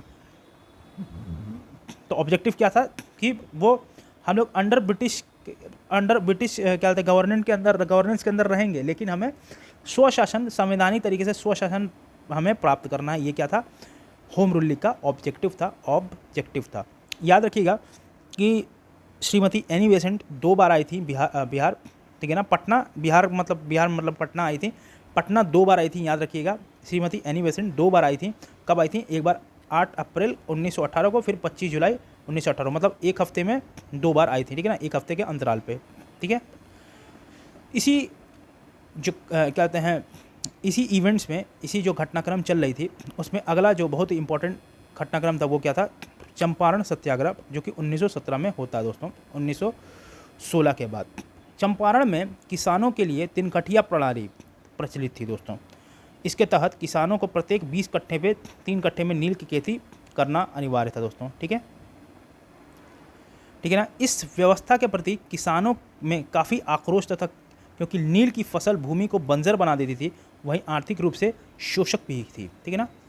1916 में कांग्रेस के लखनऊ अधिवेशन में मुरली भरावा गांव के राजकुमार शुक्ल ने समस्या पर कांग्रेस नेतृत्व का ध्यान आकर्षण किया। दोस्तों ये याद रखिएगा। बृजकिशोर प्रसाद ने एक प्रस्ताव पेश किया था, ठीक है ना, इसीलिए बृजकिशोर प्रसाद ने भी क्या किया? एक प्रस्ताव पेश किया था। 1916 में याद रखिएगा, कांग्रेस के लखनऊ अधिवेशन में मुरली भरावा गांव के राजकुमार शुक्ल ने इस समस्या का कांग्रेस नेतृत्व का ध्यान आकर्षण किया था। दोस्तों और साथ ही साथ बृजकिशोर ने इसका प्रस्ताव भी पेश किया था। राजकुमार शुक्ल ने महात्मा गांधी को बिहार आकर किसानों की समस्या सुनने के लिए आमंत्रित भी किया था, ठीक है ना। गांधी जी कलकत्ता से 10 अप्रैल 1917 ईस्वी को, ठीक है ना, को पटना पहुँचे। कब पहुँचे?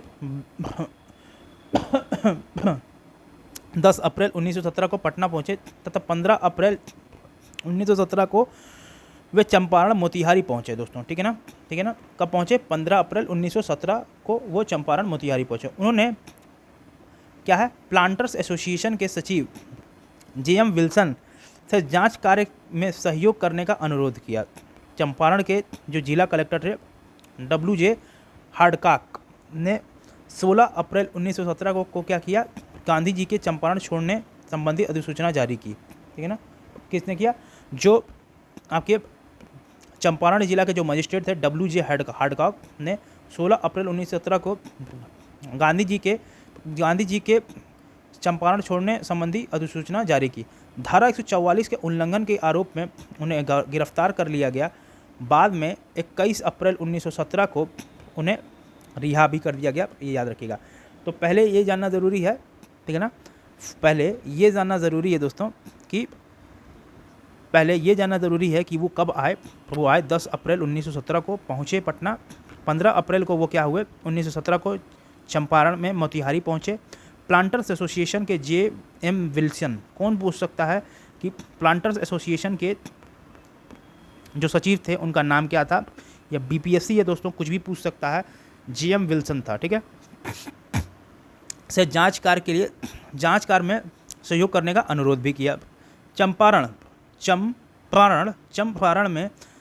में जो जिला कलेक्टर थे उनका क्या नाम था? WJ हार्डकाक। उस समय कौन थे? WJ हार्डकाक थे।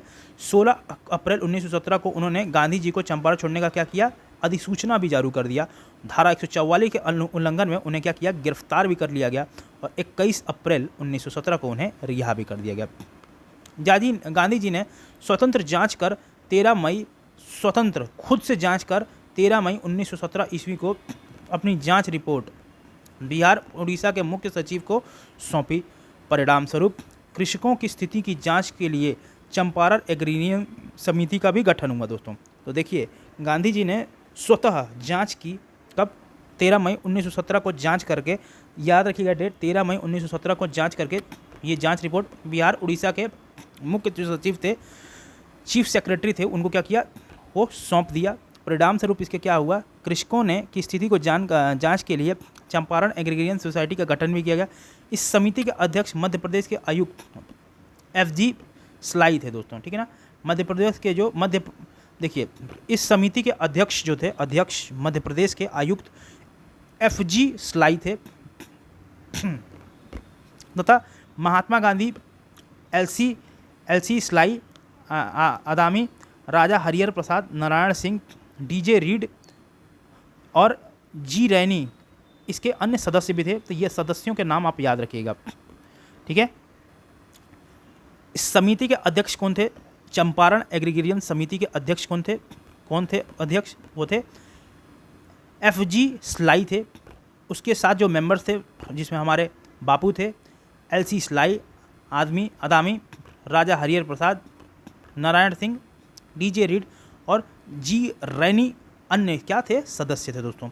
समिति ने अपनी रिपोर्ट में तनकटिया प्रणाली समाप्त करने की अनुशंसा की। इस प्रकार गांधी जी को भारत में प्रथम सत्याग्रह का प्रयोग सफल रहा। प्रथम सत्याग्रह कौन सा था दोस्तों? ये सवाल पूछ सकता है। तो ये कौन था? चंपारण सत्याग्रह, जो कि गांधी जी के द्वारा चलाया गया था, ठीक है। समिति ने अपनी रिपोर्ट में तनकटिया प्रणाली समाप्त करने की अनुशंसा भी की। इसी प्रकार गांधी जी का भारत में प्रथम सत्याग्रह प्रयोग सफल रहा। अगला पॉइंट है ये कि चंपारण सत्याग्रह में गांधी जी के प्रमुख सहयोगी कौन कौन थे? तो याद रखिएगा दोस्तों, प्रमुख सहयोगी चंपारण सत्याग्रह में गांधी जी के कौन थे? जिनके नाम है राजेंद्र प्रसाद, बृषकिशोर बाबू, अनुग्रह नारायण सिंह, धरणीधर, मजरूल हक, राजकुमार शुक्ल, राम नवमी प्रसाद और शंभू शरण आदि कई जो लोग थे वो सम्मिलित थे। तो ये प्रमुख सहयोगी में याद रखेंगे, राजेंद्र बाबू थे, बृषकिशोर बाबू थे, अनुग्रह नारायण सिंह थे, धरणीधर थे, मजरूल हक थे, राजकुमार शुक्ल थे, रामनवमी प्रसाद थे एवं शंभू शरण आदि अन्य लोग भी इससे सम्मिलित थे। इसी वक्ता को आगे देखते हुए चंपारण सत्याग्रह में गांधी जी ने भारत छोड़ो नहीं, चंपारण सत्याग्रह को इसी घटनाक्रम में चंपारण सत्याग्रह में गांधी जी द्वारा भारत में चलाया गया प्रथम सत्याग्रह था दोस्तों। ये प्रथम सत्याग्रह कौन था? प्रथम सत्याग्रह आपका कौन था? प्रथम सत्याग्रह कौन था दोस्तों? वो था कौन सा? चंपारण सत्याग्रह क्या था? प्रथम सत्याग्रह था और वो उनके द्वारा क्या हुआ? सफल रहा। चंपारण सत्याग्रह से प्रेरित होकर के जून 1919 में मधुबनी जिले में किसानों ने स्वामी विद्यानंद के नेतृत्व में दरभंगा राज के विरुद्ध आंदोलन किया, ठीक है ना। ये याद रखिएगा, ये बहुत इंपॉर्टेंट पॉइंट है। चंपारण सत्याग्रह से क्या हुआ? प्रेरित होकर के जून 1919 ईस्वी में मधुबनी जिला के किसानों ने स्वामी विद्यानंद के नेतृत्व में दरभंगा राज के विरुद्ध आंदोलन किया। तो दोस्तों, ये किस तरीके से चंपारण सत्याग्रह की रूपरेखा थी हम लोग ने देख लिया है। अब आगे देखते हैं किसान सभा क्या था। किसान सभा इससे कौन जुड़ा था कौन प्रोमिनेंट लीडर्स जुड़े थे, आइए उनको देख लेते हैं। वो वर्ष था 1922 से 23 के बीच में, जब मुंगेर में शाह मोहम्मद ज़ुबैर की अध्यक्षता में किसान सभा का गठन हुआ दोस्तों। श्री कृष्ण सिंह इसके उपाध्यक्ष थे। तो याद रखिएगा दोस्तों, 1922 से 1923 का जो समय था, जिसमें मुंगेर में शाह मोहम्मद ज़ुबैरी की अध्यक्षता में किसान सभा का क्या हुआ, गठन हुआ, और श्री कृष्ण सिंह जो थे इसके उपाध्यक्ष थे, ठीक है ना, और सिद्धेश्वरी चौधरी जो थे एवं नंद किशोर सिंह जो थे इसके सचिव थे।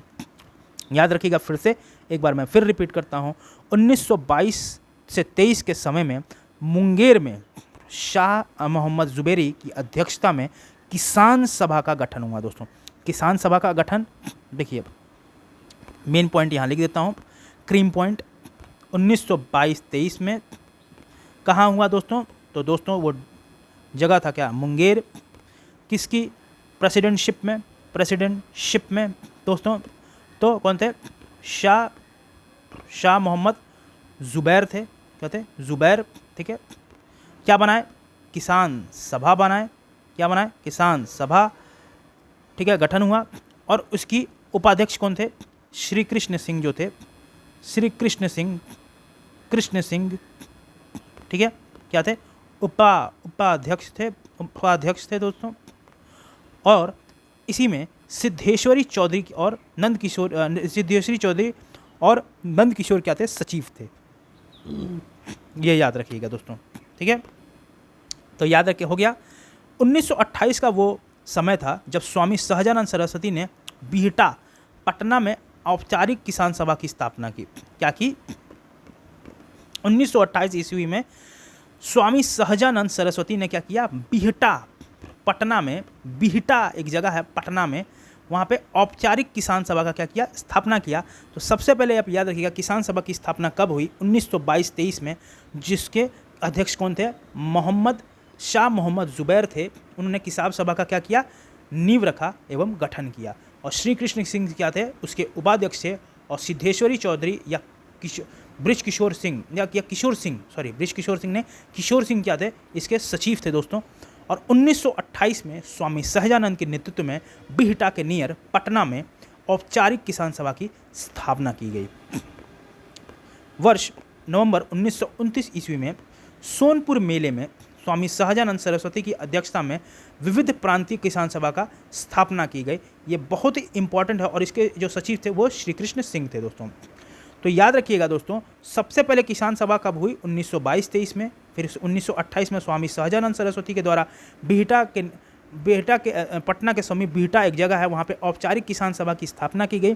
साथ ही साथ नवंबर 1929 में सोनपुर मेले में स्वामी सहजानंद सरस्वती की अध्यक्षता में विविध प्रांतीय सभा की किसान सभा की भी स्थापना की गई।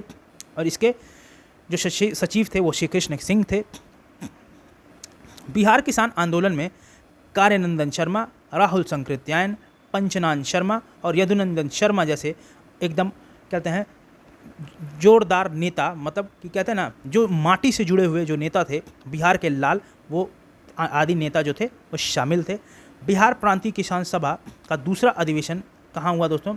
ये भी बहुत इंपॉर्टेंट है दोस्तों। बिहार प्रोविंशियल किसान सभा, ठीक है ना, प्रोविंशियल किसान सभा जो था उसका सेकंड सेशन जो कहाँ हुआ? पुरुषोत्तम दास टंडन की अध्यक्षता में। ये याद रखिएगा, इसके कौन थे? पुरुषोत्तम दास टंडन थे दोस्तों। इसके दूसरे अधिवेशन के सेकंड सेशन जो था किसका? बिहार प्रोविंशियल किसान सभा BPKS के जो सेकंड सेशन के जो अध्यक्ष थे वो कौन थे? पुरुषोत्तम दास टंडन जी थे। उसकी अध्यक्षता उनकी 1934 ईस्वी में हुआ। इसका तीसरा अधिवेशन की बात करें तो स्वामी सहजानंद सरस्वती की अध्यक्षता में 1935 में हाजीपुर में हुआ दोस्तों। ठीक है, याद रखिएगा। बिहार किसान आंदोलन से रिलेटेड नेताओं को नाम भूलिएगा नहीं। कार्यानंदन शर्मा, राहुल सिंकृत्यायन, यदुनंदन शर्मा और पंचनान शर्मा जो थे आदि नेता शामिल थे। एवं बिहार प्रांतीय किसान सभा का द्वितीय अधिवेशन पुरुषोत्तम दास टंडन की अध्यक्षता में 1934 में हुआ दोस्तों। और तीसरा अधिवेशन स्वामी सहजानंद सरस्वती के अध्यक्षता में 1935 में हाजीपुर में हुआ। इसी श्रृंखला में नवंबर 1936 का वो समय था जब कार्यानंद शर्मा के नेतृत्व में मुंगेर के बढ़ैया ताल में बिहार प्रांतीय किसान सभा जमींदारी उत्पीड़न के विरुद्ध संघर्ष किया गया दोस्तों। नवंबर 1936 में कार्यानंदन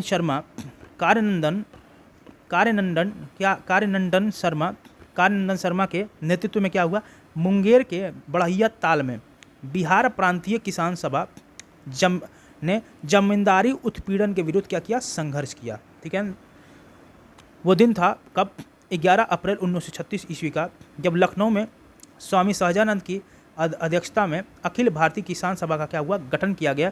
और इसके सचिव कौन थे, इसके सचिव थे NG रंगा। ये बहुत इंपॉर्टेंट पॉइंट है दोस्तों, किसान सभा से सवाल आया हुआ है, अब आता आ रहा है और आता रहेगा। ये बहुत इंपॉर्टेंट है दोस्तों बिहार के प्रोस्पेक्टिव से, प्लीज़ इस पे गौर कीजिए।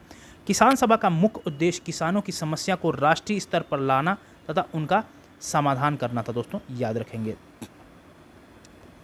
बिहार प्रांतीय किसान सभा सम्मेलन कहाँ कहाँ हुआ, आइए उसको देख लेते हैं। पहला जो प्रांतीय किसान सभा का आंदोलन का जो हुआ था, देखिए पहला बिहार प्रांतीय किसान सभा सम्मेलन जो था वो पहला कहाँ हुआ था, सोनपुर में हुआ था 1929 में। स्वामी सहजानंद सरस्वती इसके अध्यक्ष थे। उसी श्रृंखला में द्वितीय जो क्रम में हुआ, द्वितीय सेशन हुआ, जो द्वितीय अधिवेशन हुआ वो गया में हुआ 1934 में, पुरुषोत्तम दास टंडन के द्वारा हुआ दोस्तों। और तृतीय हाजीपुर में हुआ 1935 में, स्वामी सहजानंद सरस्वती के द्वारा में। प्रमुख नेता हम देख चुके थे, लेकिन ये कहाँ से एसोसिएटेड थे वो बहुत देखना जरूरी है। प्रमुख किसान नेता यदुनंदन शर्मा गया से एसोसिएटेड थे। यमुना कार्यई दरभंगा सारण जिला से कार्यक्षेत्र इनका यहाँ पे था। राहुल संकृत्यान की बात करें तो अन्नावरी अंबारी सिवान में इनका एसोसिएशन था। और कार्यानंदन शर्मा की बात करें तो मुंगेर के बढ़ैया ताल से इनका वास्ता था, उनका कार्यक्षेत्र था और कर्मभूमि थी। ठीक है, अब इस सारे घटनाक्रम को आगे बढ़ाते हुए अगला घटनाक्रम है वो है खिलाफत आंदोलन, जो बिहार में कितना प्रोमिनेंट हुआ, कौन लोग इसमें शामिल हुए, आइए उसको देख लेते हैं। प्रथम विश्व युद्ध के पश्चात मित्र राष्ट्रों में द्वारा तुर्की के खलीफा के साथ अपमानजनक शर्तों पे के विरोध में खिलाफत आंदोलन 1913 से 23 के बीच में हुआ। ठीक है, नवंबर 1919 ईस्वी में पटना में हसन इमाम की अध्यक्षता में क्या हुआ, एक चीज़ आयोजित हुई, जिसमें क्या हुआ, एक सभा आयोजित हुई, एक चीज़ नहीं एक सभा आयोजित हुई। कब, नवंबर 1919 में पटना में हसन इमाम की अध्यक्षता में। ये याद रखिएगा दोस्तों, ये बहुत इंपॉर्टेंट है, क्योंकि खिलाफत आंदोलन पटना में कैसे प्रोमिनेंट हुआ, इसकी नींव आपको यहाँ से दिखती है। क्यों हुआ, मेन कारण क्या हुआ, जो फर्स्ट वर्ल्ड वॉर हुआ था, जो जितने भी फ्रेंडली कंट्रीज़ थे, जो मित्र राष्ट्र थे, जैसे तुर्की के खिलाफ खलीफा के साथ अपमानजनक शर्तों के विरोध में खिलाफत आंदोलन का क्या हुआ, प्रोमिनेंट हुआ 1919 से 1923 के बीच में। ये याद रखिएगा। पटना में हसन इमाम की अध्यक्षता में एक सभा का आयोजित हुआ। इसमें शांति समारोह के बहिष्कार का आह्वान किया गया दोस्तों, शांति समारोहों के बहिष्कार का आह्वान किया गया। 19 मार्च 1920 का वो दिन था जब बिहार के सभी मुसलमानों ने हड़ताल कर दिया। 1920 में खिलाफत आंदोलन असहयोग आंदोलन के साथ साथ संचालित होता रहा। ठीक है, लेकिन तुर्की में मुस्तफा कमाल पाशा द्वारा 1924 ईस्वी में खलीफा पद को समाप्त कर देने का कारण खिलाफत आंदोलन स्वतः निष्प्रभावी हो गया। कहने का मतलब है दोस्तों, 1920 में क्या हुआ, जब खिलाफत आंदोलन के साथ ही साथ क्या था, उसी समय 1919 में असहयोग आंदोलन भी क्या था, प्रोमिनेंट था। और क्या हो गया, यहाँ से एक यूनिटी देखने को मिला हिंदू एवं मुस्लिम भाइयों के बीच में। ठीक है, मुस्लिम भाइयों के ब्रदर्स के एक ब्रदरहुड क्या हुआ, स्थापित हुआ पूरे इंडिया में। ठीक है, लेकिन जो तुर्की में मुस्तफा कमाल पाशा द्वारा 1924 में क्या किया गया, खलीफा पद को क्या किया, समाप्त कर दिया गया दोस्तों। इसी के कारण खिलाफत आंदोलन स्वतः निष्प्रभावित हो गया। ठीक है ना, खिलाफत आंदोलन क्या हो गया, निष्प्रभावित हो गया, क्योंकि यहाँ से उनका मीन्स खत्म हो गया था मुस्लिम्स का। ठीक है ना, अगला जो आंदोलन था वो था असहयोग आंदोलन, जो कि एग्जामिनेशन पॉइंट ऑफ व्यू से बहुत इंपॉर्टेंट है, लेकिन बिहार में इसका कितना प्रासंगिक है, आइए चलिए देख लेते हैं। असहयोग आंदोलन और बिहार का क्या संबंध रहा, आइए देखते हैं। सितंबर 1920 का वो समय था जब लाला लाजपत राय की अध्यक्षता में कलकत्ता में विशेष अधिवेशन में गांधी जी के असहयोग आंदोलन का प्रस्ताव स्वीकार किया गया। वो समय कब था? सितंबर 1920 का समय था, जब लाला लाजपत राय की अध्यक्षता में कलकत्ता के विशेष अधिवेशन में, कलकत्ता का क्या था? स्पेशल सेशन था, जब गांधी जी के असहयोग आंदोलन का प्रस्ताव को क्या किया गया? स्वीकार कर लिया गया। कांग्रेस के नागपुर अधिवेशन 1920 में इसे पूर्ण स्वीकृति दी गई, याद रखिएगा। 2 सेशन हुआ था, एक स्पेशल सेशन हुआ था नवंबर, that is in September 1920, and the presidentship of that session was, कौन कर रहा था, कौन उसकी अध्यक्षता कौन कर रहा था? वो कौन कर रहा था? लाला लाजपत राय कर रहे थे। और कांग्रेस का जो द्वितीय अधिवेशन हुआ था, मीन्स नागपुर सेशन जो था 1920 का, उसमें क्या हुई थी? पूर्ण स्वीकृति दी गई थी। ठीक है। बिहार में इससे पूर्व बिहार प्रांतीय सम्मेलन के 12वें अधिवेशन भागलपुर में राजेंद्र प्रसाद की अध्यक्षता में असहयोग पर बल दिया गया। दोस्तों, बिहार में इससे पूर्व क्या हुआ? बिहार प्रांतीय सम्मेलन जो हो रहा था, उसके 12वें अधिवेशन में भागलपुर में राजेंद्र प्रसाद की अध्यक्षता में असहयोग पर क्या किया गया? एम्फेसाइज किया गया, मतलब कि बल दिया गया। नवंबर 1920 का वो समय था जब शाहाबाद में नशाबंदी आंदोलन शुरू किया गया। असहयोग आंदोलन के क्रम में राजेंद्र प्रसाद, मजहरूल हक, ठीक है ना, बृजकिशोर प्रसाद, मोहम्मद शफी दाऊदी आदि नेताओं ने विधायिका के चुनाव के नाम पर वापस ले लिया था। दोस्तों, ये याद रखिएगा। दोस्तों, ये बहुत ही प्रोमिनेंट पॉइंट है। किसने किसने वापस लिया था? ठीक है ना। नशाबंदी, देखिए, एक 1920 में शाहाबाद में नशाबंदी आंदोलन शुरू किया गया, और असहयोग आंदोलन के क्रम में राजेंद्र प्रसाद जी, राजेंद्र बाबू, मजहरूल हक, जिन्होंने होम रूल लीग की क्या नींव रखी थी बिहार में, बृजकिशोर प्रसाद, मोहम्मद शफी दाऊदी और नेताएं जो थे, विधायिका का जो चुनाव से क्या किया, अपना नाम वापस लिए। ये नाम याद रखिएगा दोस्तों, ये पूछ सकता है। उसी क्रम में राजेंद्र प्रसाद ने वकालत का पेशा छोड़ दिया। उनके भाई राय साहब, महेंद्र प्रसाद ने राय साहब की उपाधि लौटा दी और मजिस्ट्रेट पद से क्या कर दिया? इस्तीफा दे दिया। दोस्तों, याद रखिएगा, उनके बड़े भाई थे, उनके बड़े भाई साहब थे, उनके भाई थे जिनका नाम था राय साहब क्या? महेंद्र प्रसाद।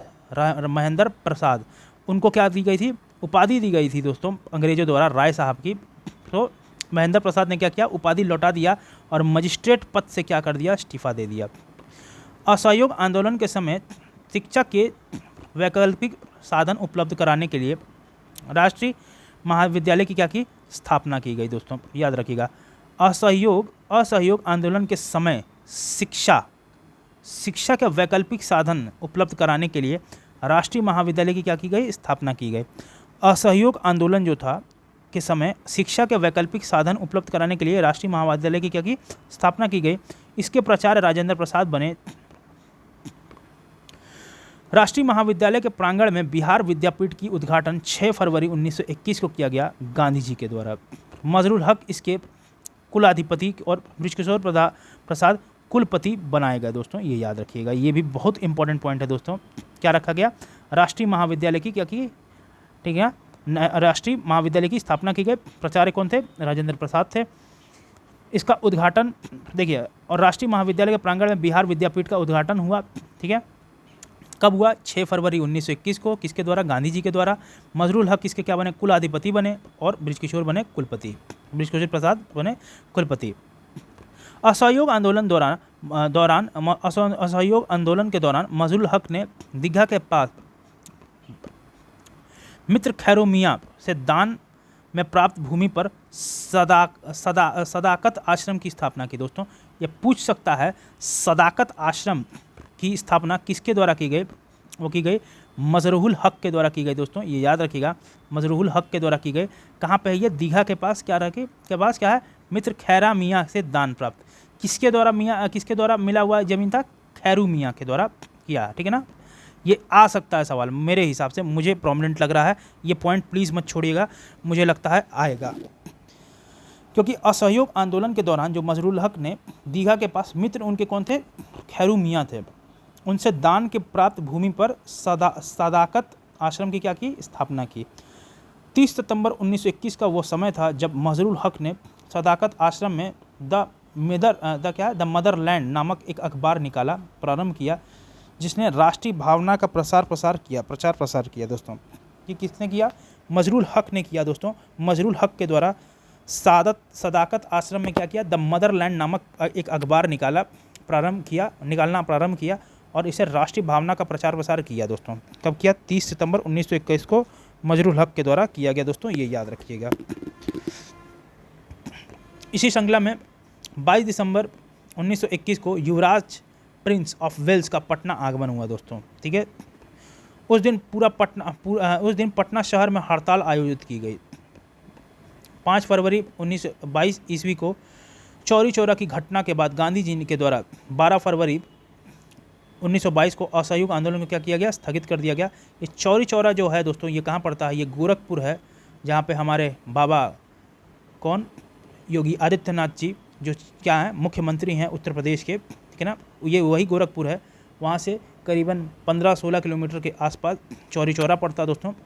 वहीं पे ये कांड हुआ, चौरी चौरा वाला जो हुआ, चौरी चौरा कांड होने के वजह से ही गांधी जी क्या हो गए? खफा हो गए, दुखी हो गए और 12 फरवरी 1922 को क्या किया? असहयोग आंदोलन को क्या किया? स्थगित कर दिया। ब्रिटिश सरकार से असहयोग के लिए मौलाना सज्जद द्वारा इमारत शरिया संस्था का गठन फुलवरिया में किया गया दोस्तों। ब्रिटिश सरकार से असहयोग के लिए मौलाना सज्जद ने के द्वारा इमारत शरिया संस्था का क्या किया? गठन किया गया, फुलवरिया में किया गया। तो दोस्तों ये असहयोग आंदोलन से जुड़ी घटनाएं थी जो मैंने आपके सामने प्रस्तुत कर दी, जो बिहार से क्या था, इनका संबंध था। इसी घटनाक्रम को आगे बढ़ाते हुए राष्ट्रीय आंदोलन, जिसे नेशनल मूवमेंट कहते हैं, जो बिहार में हुआ प्रोमिनेंट, वो देख लेते हैं। स्वराज पार्टी और बिहार के साथ क्या संबंध था, क्या संदर्भ था, आइए उसे चर्चा पे परिचर्चा करते हैं। कांग्रेस का 37वां अधिवेशन 1922 में बिहार के गया में हुआ था और इसके अध्यक्ष थे कौन? चित्तरंजन दास, जिन्हें हम उन्हें देशबंधु की उपाधि भी प्राप्ति। देशबंधु किसे बुलाया जाता है? ये पूछ सकता है आपके एग्जाम में। देशबंधु किनको बुलाया जाता है? तो चित्तरंजन दास जी को बुलाया जाता है। एक आपके लिए इस सेशन का सवाल कि देशबंधु की उपाधि किसने दी थी इनको? ठीक है, इस अधिवेशन में कांग्रेस द्वारा विधायिका में भाग लेने के बहिष्कार का निर्णय लिया गया दोस्तों। इस अधिवेशन में कांग्रेस द्वारा विधायिका में भाग लेने के बहिष्कार का निर्णय लिया गया। ठीक है, इस अधिवेशन में कांग्रेस द्वारा विधायिका में भाग लेने का क्या कहते हैं, बहिष्कार का निर्णय लिया गया। अगला पॉइंट है क्या? चित्तरंजन दास, मोतीलाल नेहरू आदि विधायिका में प्रवेश के पक्ष में थे। उन्होंने मिलकर 1923 में स्वराज पार्टी का क्या किया? गठन कर लिया। पक्ष में नहीं थे दोस्तों, ठीक है ना, और तभी क्या हुआ? स्वराज पार्टी का क्या हुआ? गठन हुआ दोस्तों 1923 में। बिहार में फरवरी 1923 में स्वराज पार्टी का गठन हुआ। श्री कृष्ण सिंह इसके क्या थे? प्रमुख नेता थे। बिहार में स्वराज पार्टी के प्रथम अध्यक्ष श्री नारायण प्रसाद थे और सचिव कौन थे? अब्दुल बारी थे दोस्तों, ये याद रखिएगा। चित्तरंजन दास और मोतीलाल नेहरू ने अलग होकर के क्या बनाया दोस्तों? क्या कहते हैं? बहिष्कार कर दिया। किसका दोस्तों? इस अधिवेशन में जो कांग्रेस द्वारा जो विधायिका में क्या हुआ? बहिष्कार कर दिया। उसमें क्या हुआ? भाग नहीं लिया और इसी से खफा होकर के एक नया पार्टी बनाया चित्तरंजन दास और मोतीलाल नेहरू द्वारा। क्या बनाया गया दोस्तों? क्या बनाया गया? आपका स्वराज पार्टी का गठन हो गया दोस्तों। ये क्या हुआ? फरवरी 1923 में स्वराज पार्टी का गठन हुआ। श्री कृष्ण सिंह इसके क्या थे? प्रमुख नेता थे। बिहार में स्वराज पार्टी के प्रथम अध्यक्ष कौन थे? श्री नारायण प्रसाद थे और सचिव अब्दुल बारी थे। ठीक है, मैं 2 बार बोल देता हूं दोस्तों ताकि चीज़ें आपके दिमाग में चिपकी रहें, आपको बार बार किताब कॉपी खोलने की ज़रूरत ना पड़े। अगला पॉइंट, साइमन कमीशन और बिहार में क्या संबंध था, क्या संदर्भ था, आइए देख लेते हैं। साइमन कमीशन में एक भी भारतीय सदस्य नहीं होने के कारण भारत में इसके आगमन पर विरोध का निर्णय लिया गया। 1928 का वो समय था जब साइमन कमीशन को भारत में आगमन हुआ। वह आयोग भारत में मॉन्टेग्यू चेम्सफोर्ड सुधारों 1919 की जांच के उद्देश्य पे आया था। राष्ट्रीय स्तर पर लाला लाजपत राय के नेतृत्व में विरोध प्रदर्शन किया गया। बिहार में साइमन कमीशन 12 दिसंबर 1928 को पटना आया। अनुग्रह नारायण सिंह के नेतृत्व में बिहार के नौजवानों ने विरोध प्रदर्शन किया साइमन कमीशन का, ये याद रखिएगा। अगला पॉइंट है बिहार सोशलिस्ट पार्टी और बिहार सोशलिस्ट पार्टी से एसोसिएटेड कुछ पॉइंट्स हैं, आइए उनको देख लेते हैं। 1931 ईस्वी में गंगा शरण सिन्हा, रामानंद मिश्रा, रामवृक्ष बेनापुरी आदि ने बिहार सोशलिस्ट पार्टी नामक संगठन का क्या हुआ? संगठन को स्थापित कर दिया। उनकी स्थापना, उसकी नींव रख दी। किसने की रखी, ये याद रखिएगा। 1931 में कब रखा गया, बिहार सोशलिस्ट पार्टी बीएसपी, वो बहुजन समाजवादी पार्टी में समझ लीजिएगा, ठीक है ना। बहुजन समाजवादी पार्टी नहीं है दोस्तों, ये क्या है, बिहार सोशलिस्ट पार्टी है दोस्तों, सोशलिस्ट पार्टी है, ठीक है, बिहार सोशलिस्ट पार्टी है। इसके अध्यक्षता किसने की थी, गंगा शरण सिन्हा ने की थी, रामानंद मिश्रा ने की थी, रामवृक्ष वेनापुरी ने की थी। बिहार सोशलिस्ट पार्टी का क्या हुआ, इन्होंने क्या हुआ नामक गठन, किसके संगठन का गठन किसने किया, इन्हीं 3 महान शख्स ने किया, शख्स ने, और लोग मैंने भी किया, लेकिन ये 3 महान शख्स ने ही क्या किया, इसका गठन किया, ये याद रखेंगे। 1934 का वो समय था जब पटना के अंजुमन इस्लामिया हॉल में बिहार सोशलिस्ट पार्टी की औपचारिक स्थापना हुई। इसके अध्यक्ष आचार्य श्री नरेंद्र देव थे और सचिव जयप्रकाश नारायण थे दोस्तों। 1934 में पटना के अंजुमन इस्लामिया हॉल में दोस्तों, ये याद रखिएगा, ये डेट, ये प्लेस याद रखिएगा दोस्तों। 1934 ईस्वी में पटना के अंजुमन इस्लामिया हॉल में बिहार सोशलिस्ट पार्टी की क्या रखी, औपचारिक स्थापना हुई दोस्तों। इसके अध्यक्ष जो बनाए गए दोस्तों, श्री नरेंद्र देव बनाए गए और सचिव जयप्रकाश नारायण थे, किसके, बिहार सोशलिस्ट पार्टी के, ठीक है ना। चलिए, तो इसके अन्य सदस्यों में रामवृक्ष वेनापुरी, गंगा शरण सिन्हा, अब्दुल बारी, योगेंद्र शुक्ला भी थे, ठीक है ना, ये याद रखिएगा। 1931 में गंगा शरण सिन्हा, रामानंद मिश्रा और रामवृक्ष वेनापुरी के नेतृत्व में बिहार सोशलिस्ट पार्टी का क्या हुआ, गठन हो गया था दोस्तों, याद रखिएगा। और 1934 में पटना में अंजुमन हॉल में बिहार सोशलिस्ट पार्टी की अनौपचारिक ने ऑफिशियली स्थापना हुई दोस्तों। क्या हुई, गठन उसी समय हो गया था 1931 में, लेकिन औपचारिक स्थापना कब हुई, बिहार सोशलिस्ट पार्टी की, कहाँ हुआ, पटना में हुआ 1934 में, अंजुमन इस्लामिया हॉल, ये जगह ना भूलिएगा आप लोग। अध्यक्ष कौन थे, नरेंद्र देव थे, सचिव कौन थे, जयप्रकाश नारायण थे, और अन्य सदस्यों में हम लोग देख लेते, रामवृक्ष वेनापुरी, गंगा शरण सिन्हा और अब्दुल बारी, योगेंद्र शुक्ला आदि लोग थे। इस संगठन का मुख्य योगदान समाजवादी विचारों को बढ़ाने एवं किसान मजदूरों को संगठित करने में रहा दोस्तों।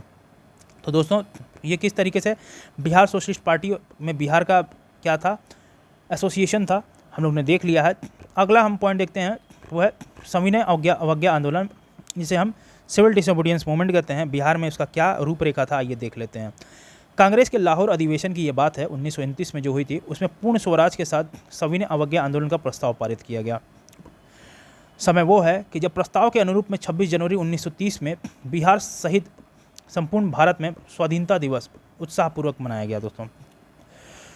इसी समय का ये जो वक्ता है जब गांधी जी ने 12 मार्च 1930 को दांडी यात्रा आरंभ की। 6 अप्रैल 1930 को दांडी में नमक कानून को उल्लंघन कर सत्याग्रह आरंभ कर दिया गया दोस्तों। बिहार में नमक सत्याग्रह का आरंभ 15 अप्रैल को चंपारण और सारण जिला में नमकीन मिट्टी से नमक बनाकर किया गया दोस्तों, ठीक है ना दोस्तों। गांधी जी ने कब किया, 12 मार्च 1930 ईस्वी को दांडी यात्रा स्टार्ट की, और ये कितने दिन का था दोस्तों, ये याद रखिएगा, 24 दिन की यात्रा थी। क्या थी, 24 दिन की यात्रा थी। ये पूछा हुआ है सवाल, इसलिए मैं कह रहा हूँ, ठीक है ना। दांडी यात्रा की दोस्तों, ठीक है ना, याद कीजिएगा दोस्तों। और यह किया गया। नमक कानून कब तोड़ा दोस्तों, 6 अप्रैल 1930 को दांडी में नमक कानून को कहाँ से स्टार्ट, देखिए क्लमजी नहीं करूँगा, आपके लिए आसान करता हूँ। 12 मार्च 1930 को साबरमती आश्रम से इन्होंने चलना, दांडी यात्रा चालू की, ठीक है, दांडी यात्रा चालू की और आरंभ की, और 6 अप्रैल 1930 को क्या किया, दांडी का नमक कानून का उल्लंघन कर दिया, ठीक है ना। दांडी का नमक कानून का उल्लंघन करके सत्याग्रह आरंभ कर दिया दोस्तों, ठीक है।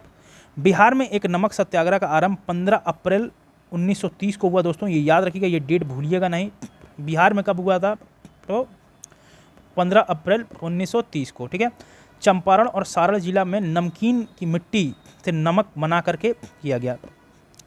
सविनय अवज्ञा आंदोलन की बात करें तो दौरान में बिहार में विदेशी वस्त्रों एवं शराब की दुकानों का विरोध किया गया दोस्तों, ये भी बहुत इंपॉर्टेंट पॉइंट है। मई 1930 ईस्वी में स्वदेशी लीग की स्थापना हुई दोस्तों, बहुत इंपॉर्टेंट है, ठीक है। 1930 में मई 1930 में स्वदेशी लीग की क्या हुई, स्थापना हुई, और अध्यक्ष कौन थे, सर अली इमाम थे। इस आंदोलन के दौरान छपरा जेल में कैदियों ने विदेशी वस्त्रों का क्या किया, बहिष्कार किया और नंगी हड़ताल शुरू कर दी दोस्तों। इस आंदोलन के दौरान छपरा जेल में, याद रखिएगा, मुजफ्फरपुर जेल मत मार के चले जाइएगा, छपरा जेल के कैदियों ने, ठीक है ना, विदेशी वस्त्रों का बहिष्कार किया और नंगी हड़ताल शुरू कर दी। सविनय अवज्ञा आंदोलन के दौरान बिहार में चौकीदारी कर बंद करने का लिए आंदोलन चलाया गया। दोस्तों ये देखिए सवाल दोस्तों पिछले 68 बीपीएससी में आया हुआ है।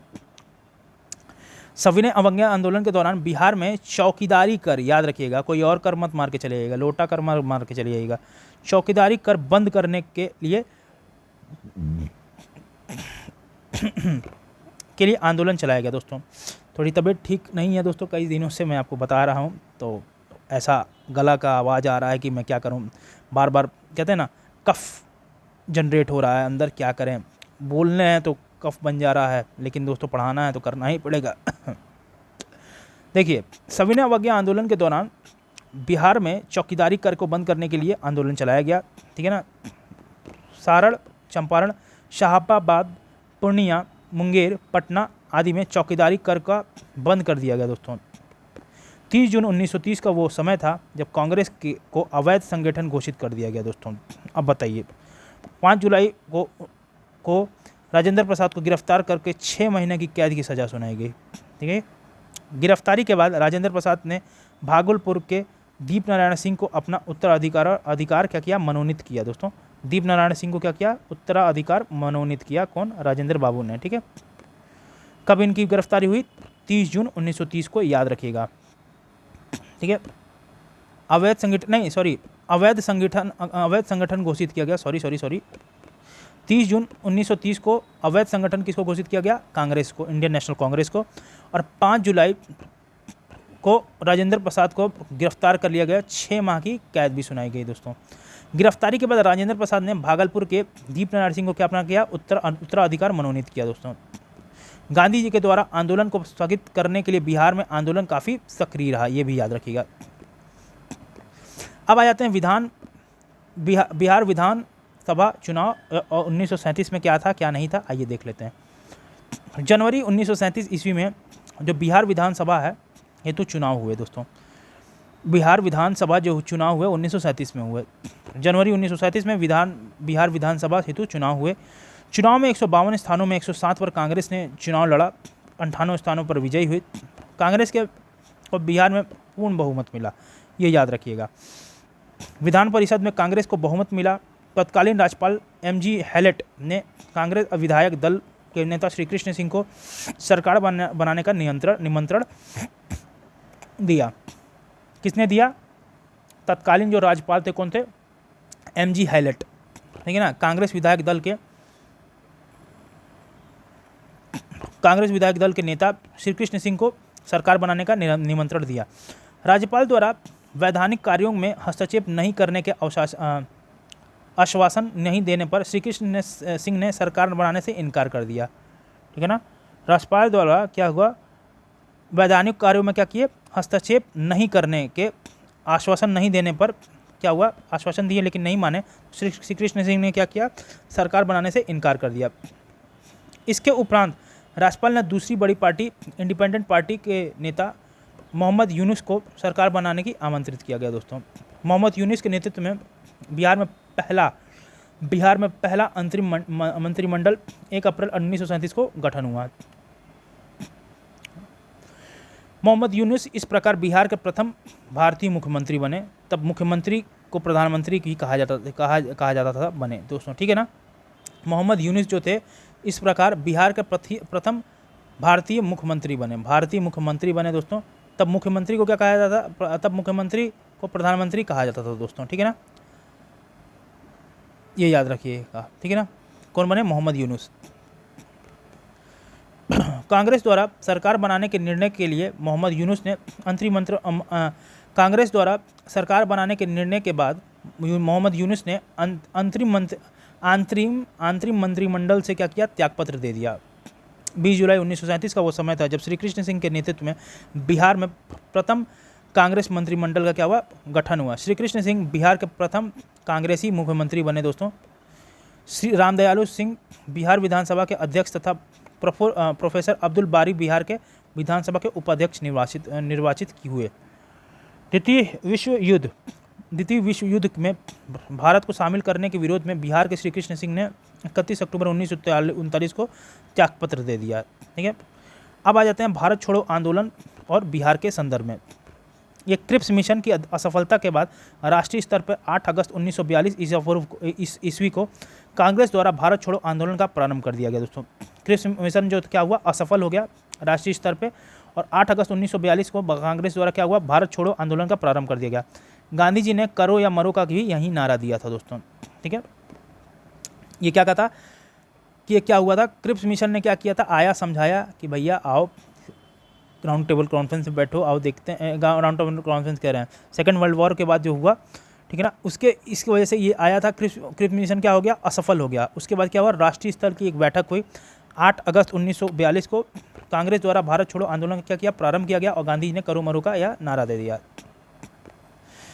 9 अगस्त को कांग्रेस के प्रमुख जो नेता थे गिरफ्तार कर लिया गया।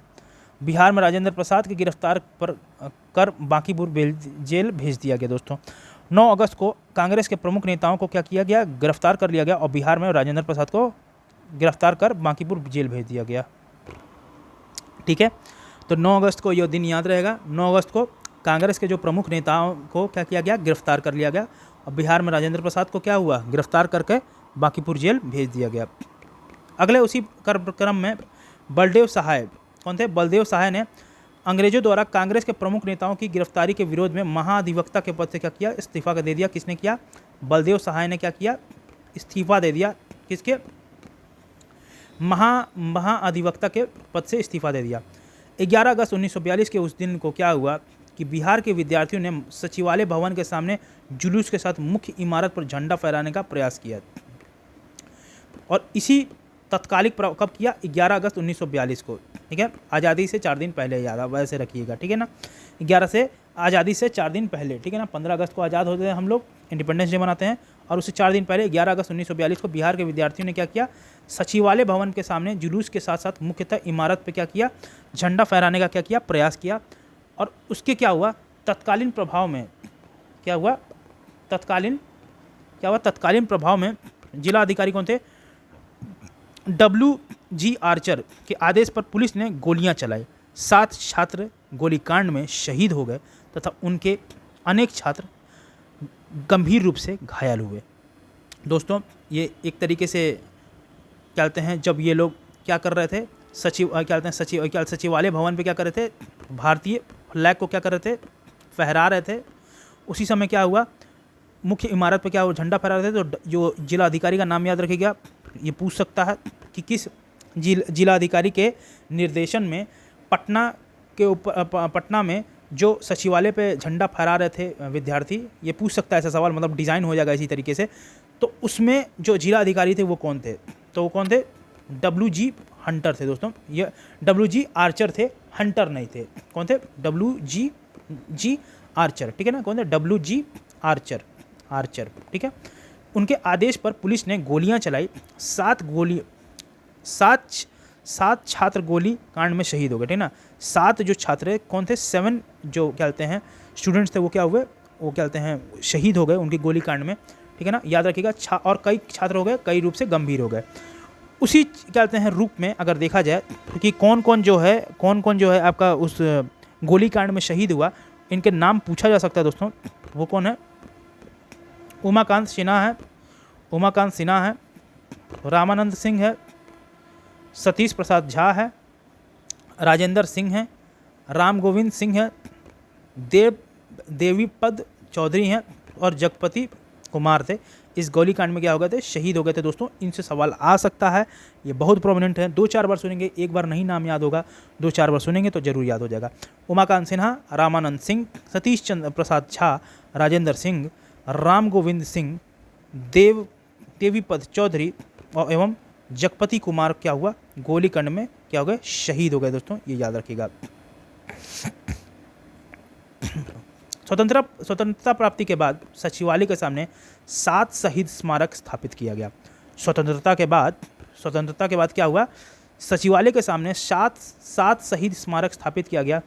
इसका शिलान्यास बिहार के प्रथम राज्यपाल जयराम दास दौलतराम ने, जबकि औपचारिक अनावरण देश के प्रथम राष्ट्रपति डॉक्टर राजेंद्र प्रसाद ने 1956 में किया। 12 अगस्त 1942 को सचिवालय गोलीकांड के विरोध में पटना में पूर्ण हड़ताल रही। ठीक है। भारत छोड़ो आंदोलन के दौरान नेपाल में आज़ाद दस्ता का अखिल भारतीय केंद्र संगठित हुआ। दोस्तों आज़ाद दस्ता का अखिल भारतीय केंद्र संगठित हुआ। इस गठन सरकार में के विरुद्ध तोड़फोड़ की कार्रवाई संचार संसाधनों का नष्ट करने का उद्देश्य से लिया गया। आज़ाद दस्ता के संस्थापक कौन थे? जयप्रकाश नारायण थे। उन्हें गिरफ्तार कर हजारीबाग जेल में रखा गया तथा 9 नवंबर 1942 में दीपावली की रात में वे अपने 5 साथियों, कौन थे वो 5 साथी? रामानंदन मिश्र, सूरज नारायण सिंह, जोगेंद्र शुक्ल, गुलाबी सोनार और शालिग्राम सिंह के साथ जेल के दीवार फांद कर भाग निकल कर आज़ाद दस्ता का क्या किया? गठन किया। याद रखिएगा। नेपाल में आज़ाद दस्ता का प्रशिक्षण शिविर राजविलास जंगल में गठित हुआ। इसमें बिहार के युवाओं को छापामार युद्ध एवं अग्नि अस्त्रों को चलाने की शिक्षा दी गई। ठीक है ना, अग्नि अस्त्रों को चलाने की शिक्षा दी गई। इसके निदेशक सरदार नित्यानंद सिंह थे। ठीक है ना, नित्यानंद सिंह थे। ठीक है ना, कौन थे? नित्यानंद सिंह थे। आज़ाद दस्ता में जयप्रकाश नारायण के साथ साथ राम मनोहर लोहिया, अरुणा असफ अली, सूरज नारायण सिंह, योगेंद्र शुक्ल, रामानंद मिश्र, अच्युत पटवर्धन आदि समाजवादी नेता शामिल थे। आज़ाद दस्ता के रेडियो प्रचार में दायित्व राम मनोहर लोहिया पर था। दोस्तों ठीक है ना, आज़ाद दस्ता के रेडियो प्रचार पर दायित्व जो था राम मनोहर लोहिया पर था। 1943 का वो समय था जब मध्य तक सभी प्रमुख नेताओं को गिरफ्तार कर लिया गया। 1943 के मध्य तक सभी प्रमुख नेताओं को गिरफ्तार कर लिया गया। अंततः आज़ाद दस्ता का प्रयास शिथिल पड़ गया और आज़ाद दस्ता का जो था प्रयास वो शिथिल पड़ गया। दोस्तों याद रखिएगा। भारत छोड़ो आंदोलन के दौरान बिहार के छात्रों ने ट्रेन पर कब्जा कर स्वराज ट्रेन नाम से चलाया। ठीक है ना, स्वराज ट्रेन नाम से चलाया। सिवान में थाने पर राष्ट्रीय झंडा फहराने की कोशिश में फुलेना प्रसाद श्रीवास्तव पुलिस की गोलियों के शिकार हो गए। याद रखिएगा, कौन हो गए? फुलेना प्रसाद श्रीवास्तव। भारत छोड़ो आंदोलन में बिहार का प्रमुख केंद्र गांधी मैदान था। दोस्तों याद रखिएगा। 1942 में इसका नाम पटना लॉन्च था। बाद 1948 में इसका नाम गांधी मैदान रख दिया गया। दोस्तों यह याद रखिएगा, गांधी मैदान का पहला मुख्य केंद्र क्या था? भारत छोड़ो आंदोलन का मुख्य केंद्र बिहार में कहाँ था? मुख्य केंद्र गांधी मैदान था। और 1942 में ही इसका नाम पटना लॉज रख दिया गया, पटना लॉज। ठीक है ना। बाद में 1948 में इसका नाम गांधी मैदान रख दिया गया। दोस्तों ठीक है। भारत छोड़ो आंदोलन में बिहार में 15,000 से अधिक व्यक्ति बंदी बनाए गए। 8,783 को सजा हुई, 134 शहीद हुए और 362 व्यक्ति घायल हुए। ये या अपने एक तथ्यों को याद रखना भी ज़रूरी है। अब पृथक बिहार का गठन, राज्य का गठन कैसे हुआ, क्या हुआ, कब हुआ, आइए उसको देख लेते हैं। पृथक बिहार का राज्य का गठन श्री सच्चिदानंद सिन्हा को जाता है। उन्होंने महेश नारायण, श्री कृष्ण सिंह सहाय एवं नंदकिशोर लाल के साथ मिलकर के 1894 की ईस्वी में पटना से बिहार टाइम्स बिहारी समाचार पत्र निकालना प्रारंभ किया। ठीक है। बिहार टाइम्स के मुख्य संस्थापक कौन थे? महेश नारायण थे। इस समाचार पत्र के ने पृथक बिहार राज्य की गठन महत्वपूर्ण भूमिका निभाई। 1908 ईस्वी में बिहार प्रदेश कांग्रेस कमेटी का गठन हुआ और साथ ही साथ बिहार प्रदेश कांग्रेस कमेटी के प्रथम अध्यक्ष हसम इमाम को बनाया गया। हसम इमाम थे। बिहार प्रादेशिक सम्मेलन का प्रथम अधिवेशन 1960 में पटना में हुआ। इसमें पृथक बिहार के निर्माण की मांग की सर्वसम्मति से पारित किया गया और दूसरा अधिवेशन 1909 में भागलपुर में हुआ। इसमें पुनः पृथक बिहार की मांग को दोहराया गया। 1911 में केंद्रीय विधान परिषद में सच्चिदानंद सिन्हा ने और मोहम्मद अली ने बंगाल और बिहार के विभाजन का प्रस्ताव पेश किया। वो दिन 12 दिसंबर 1911 था जब दिल्ली में आयोजित शाही दरबार बिहार और उड़ीसा के क्षेत्रों को बंगाल से पृथक कर एक नए प्रांत का गठन करने की घोषणा की। ठीक है। चलिए तो दोस्तों ये हमारा था नेशनल मूवमेंट जो बहुत ही इम्पोर्टेंट था। तो ये सारे पॉइंट थे जो बिहार से बहुत ज़्यादा इम्पोर्टेंट जो तथ्य थे दोस्तों। आपको वैसे भी मैंने हिस्ट्री पढ़ा दी है, घटना चक्र हिस्ट्री, वो सारा इंडिया के लेवल, व्यापक लेवल पे आपको पूरी हिस्ट्री कवर है दोस्तों, A to Z कुछ नहीं छूटा है उसमें। प्लीज़ जाके उसको रेफ़र करिए। नहीं होगा तो मैं आपको कमेंट सेक्शन में नहीं, वीडियो के लास्ट में आपको, जब ये वीडियो खत्म होगी लास्ट में आपको सजेशन वीडियो में वो पूरा प्लेलिस्ट मिल जाएगा घटना चक्र का दोस्तों। Ancient to medieval and modern सब चीज़ का पूरा गो थ्रू हुई है दोस्तों, ठीक है ना। अब वैसे उतना समय नहीं है दोस्तों। आप अगला अब कौन सा टॉपिक चाहते हैं, please let me know in the comment section box, so that why I कि मैं मदद कर सकूं दोस्तों, ठीक है ना। और प्लीज़ कमेंट सेक्शन में कमेंट किया करो दोस्तों, ताकि मैं आपकी मदद कर सकूं अच्छे से। चलिए दोस्तों, चलता हूं, मिलता हूं अगले लेक्चर में। हो सकेगा तो बिहार का बायोलॉजी का, क्या बायोलॉजी का, बिहार का बायोलॉजी तो नहीं होगा, बिहार का भूगोल जो है सेक्शन वो कवर करूँगा दोस्तों। चलता हूँ दोस्तों, आज के लिए इतना ही काफ़ी। मिलता हूँ अगले सेशन में आपके साथ, तब तक के लिए जय हिंद, जय भारत।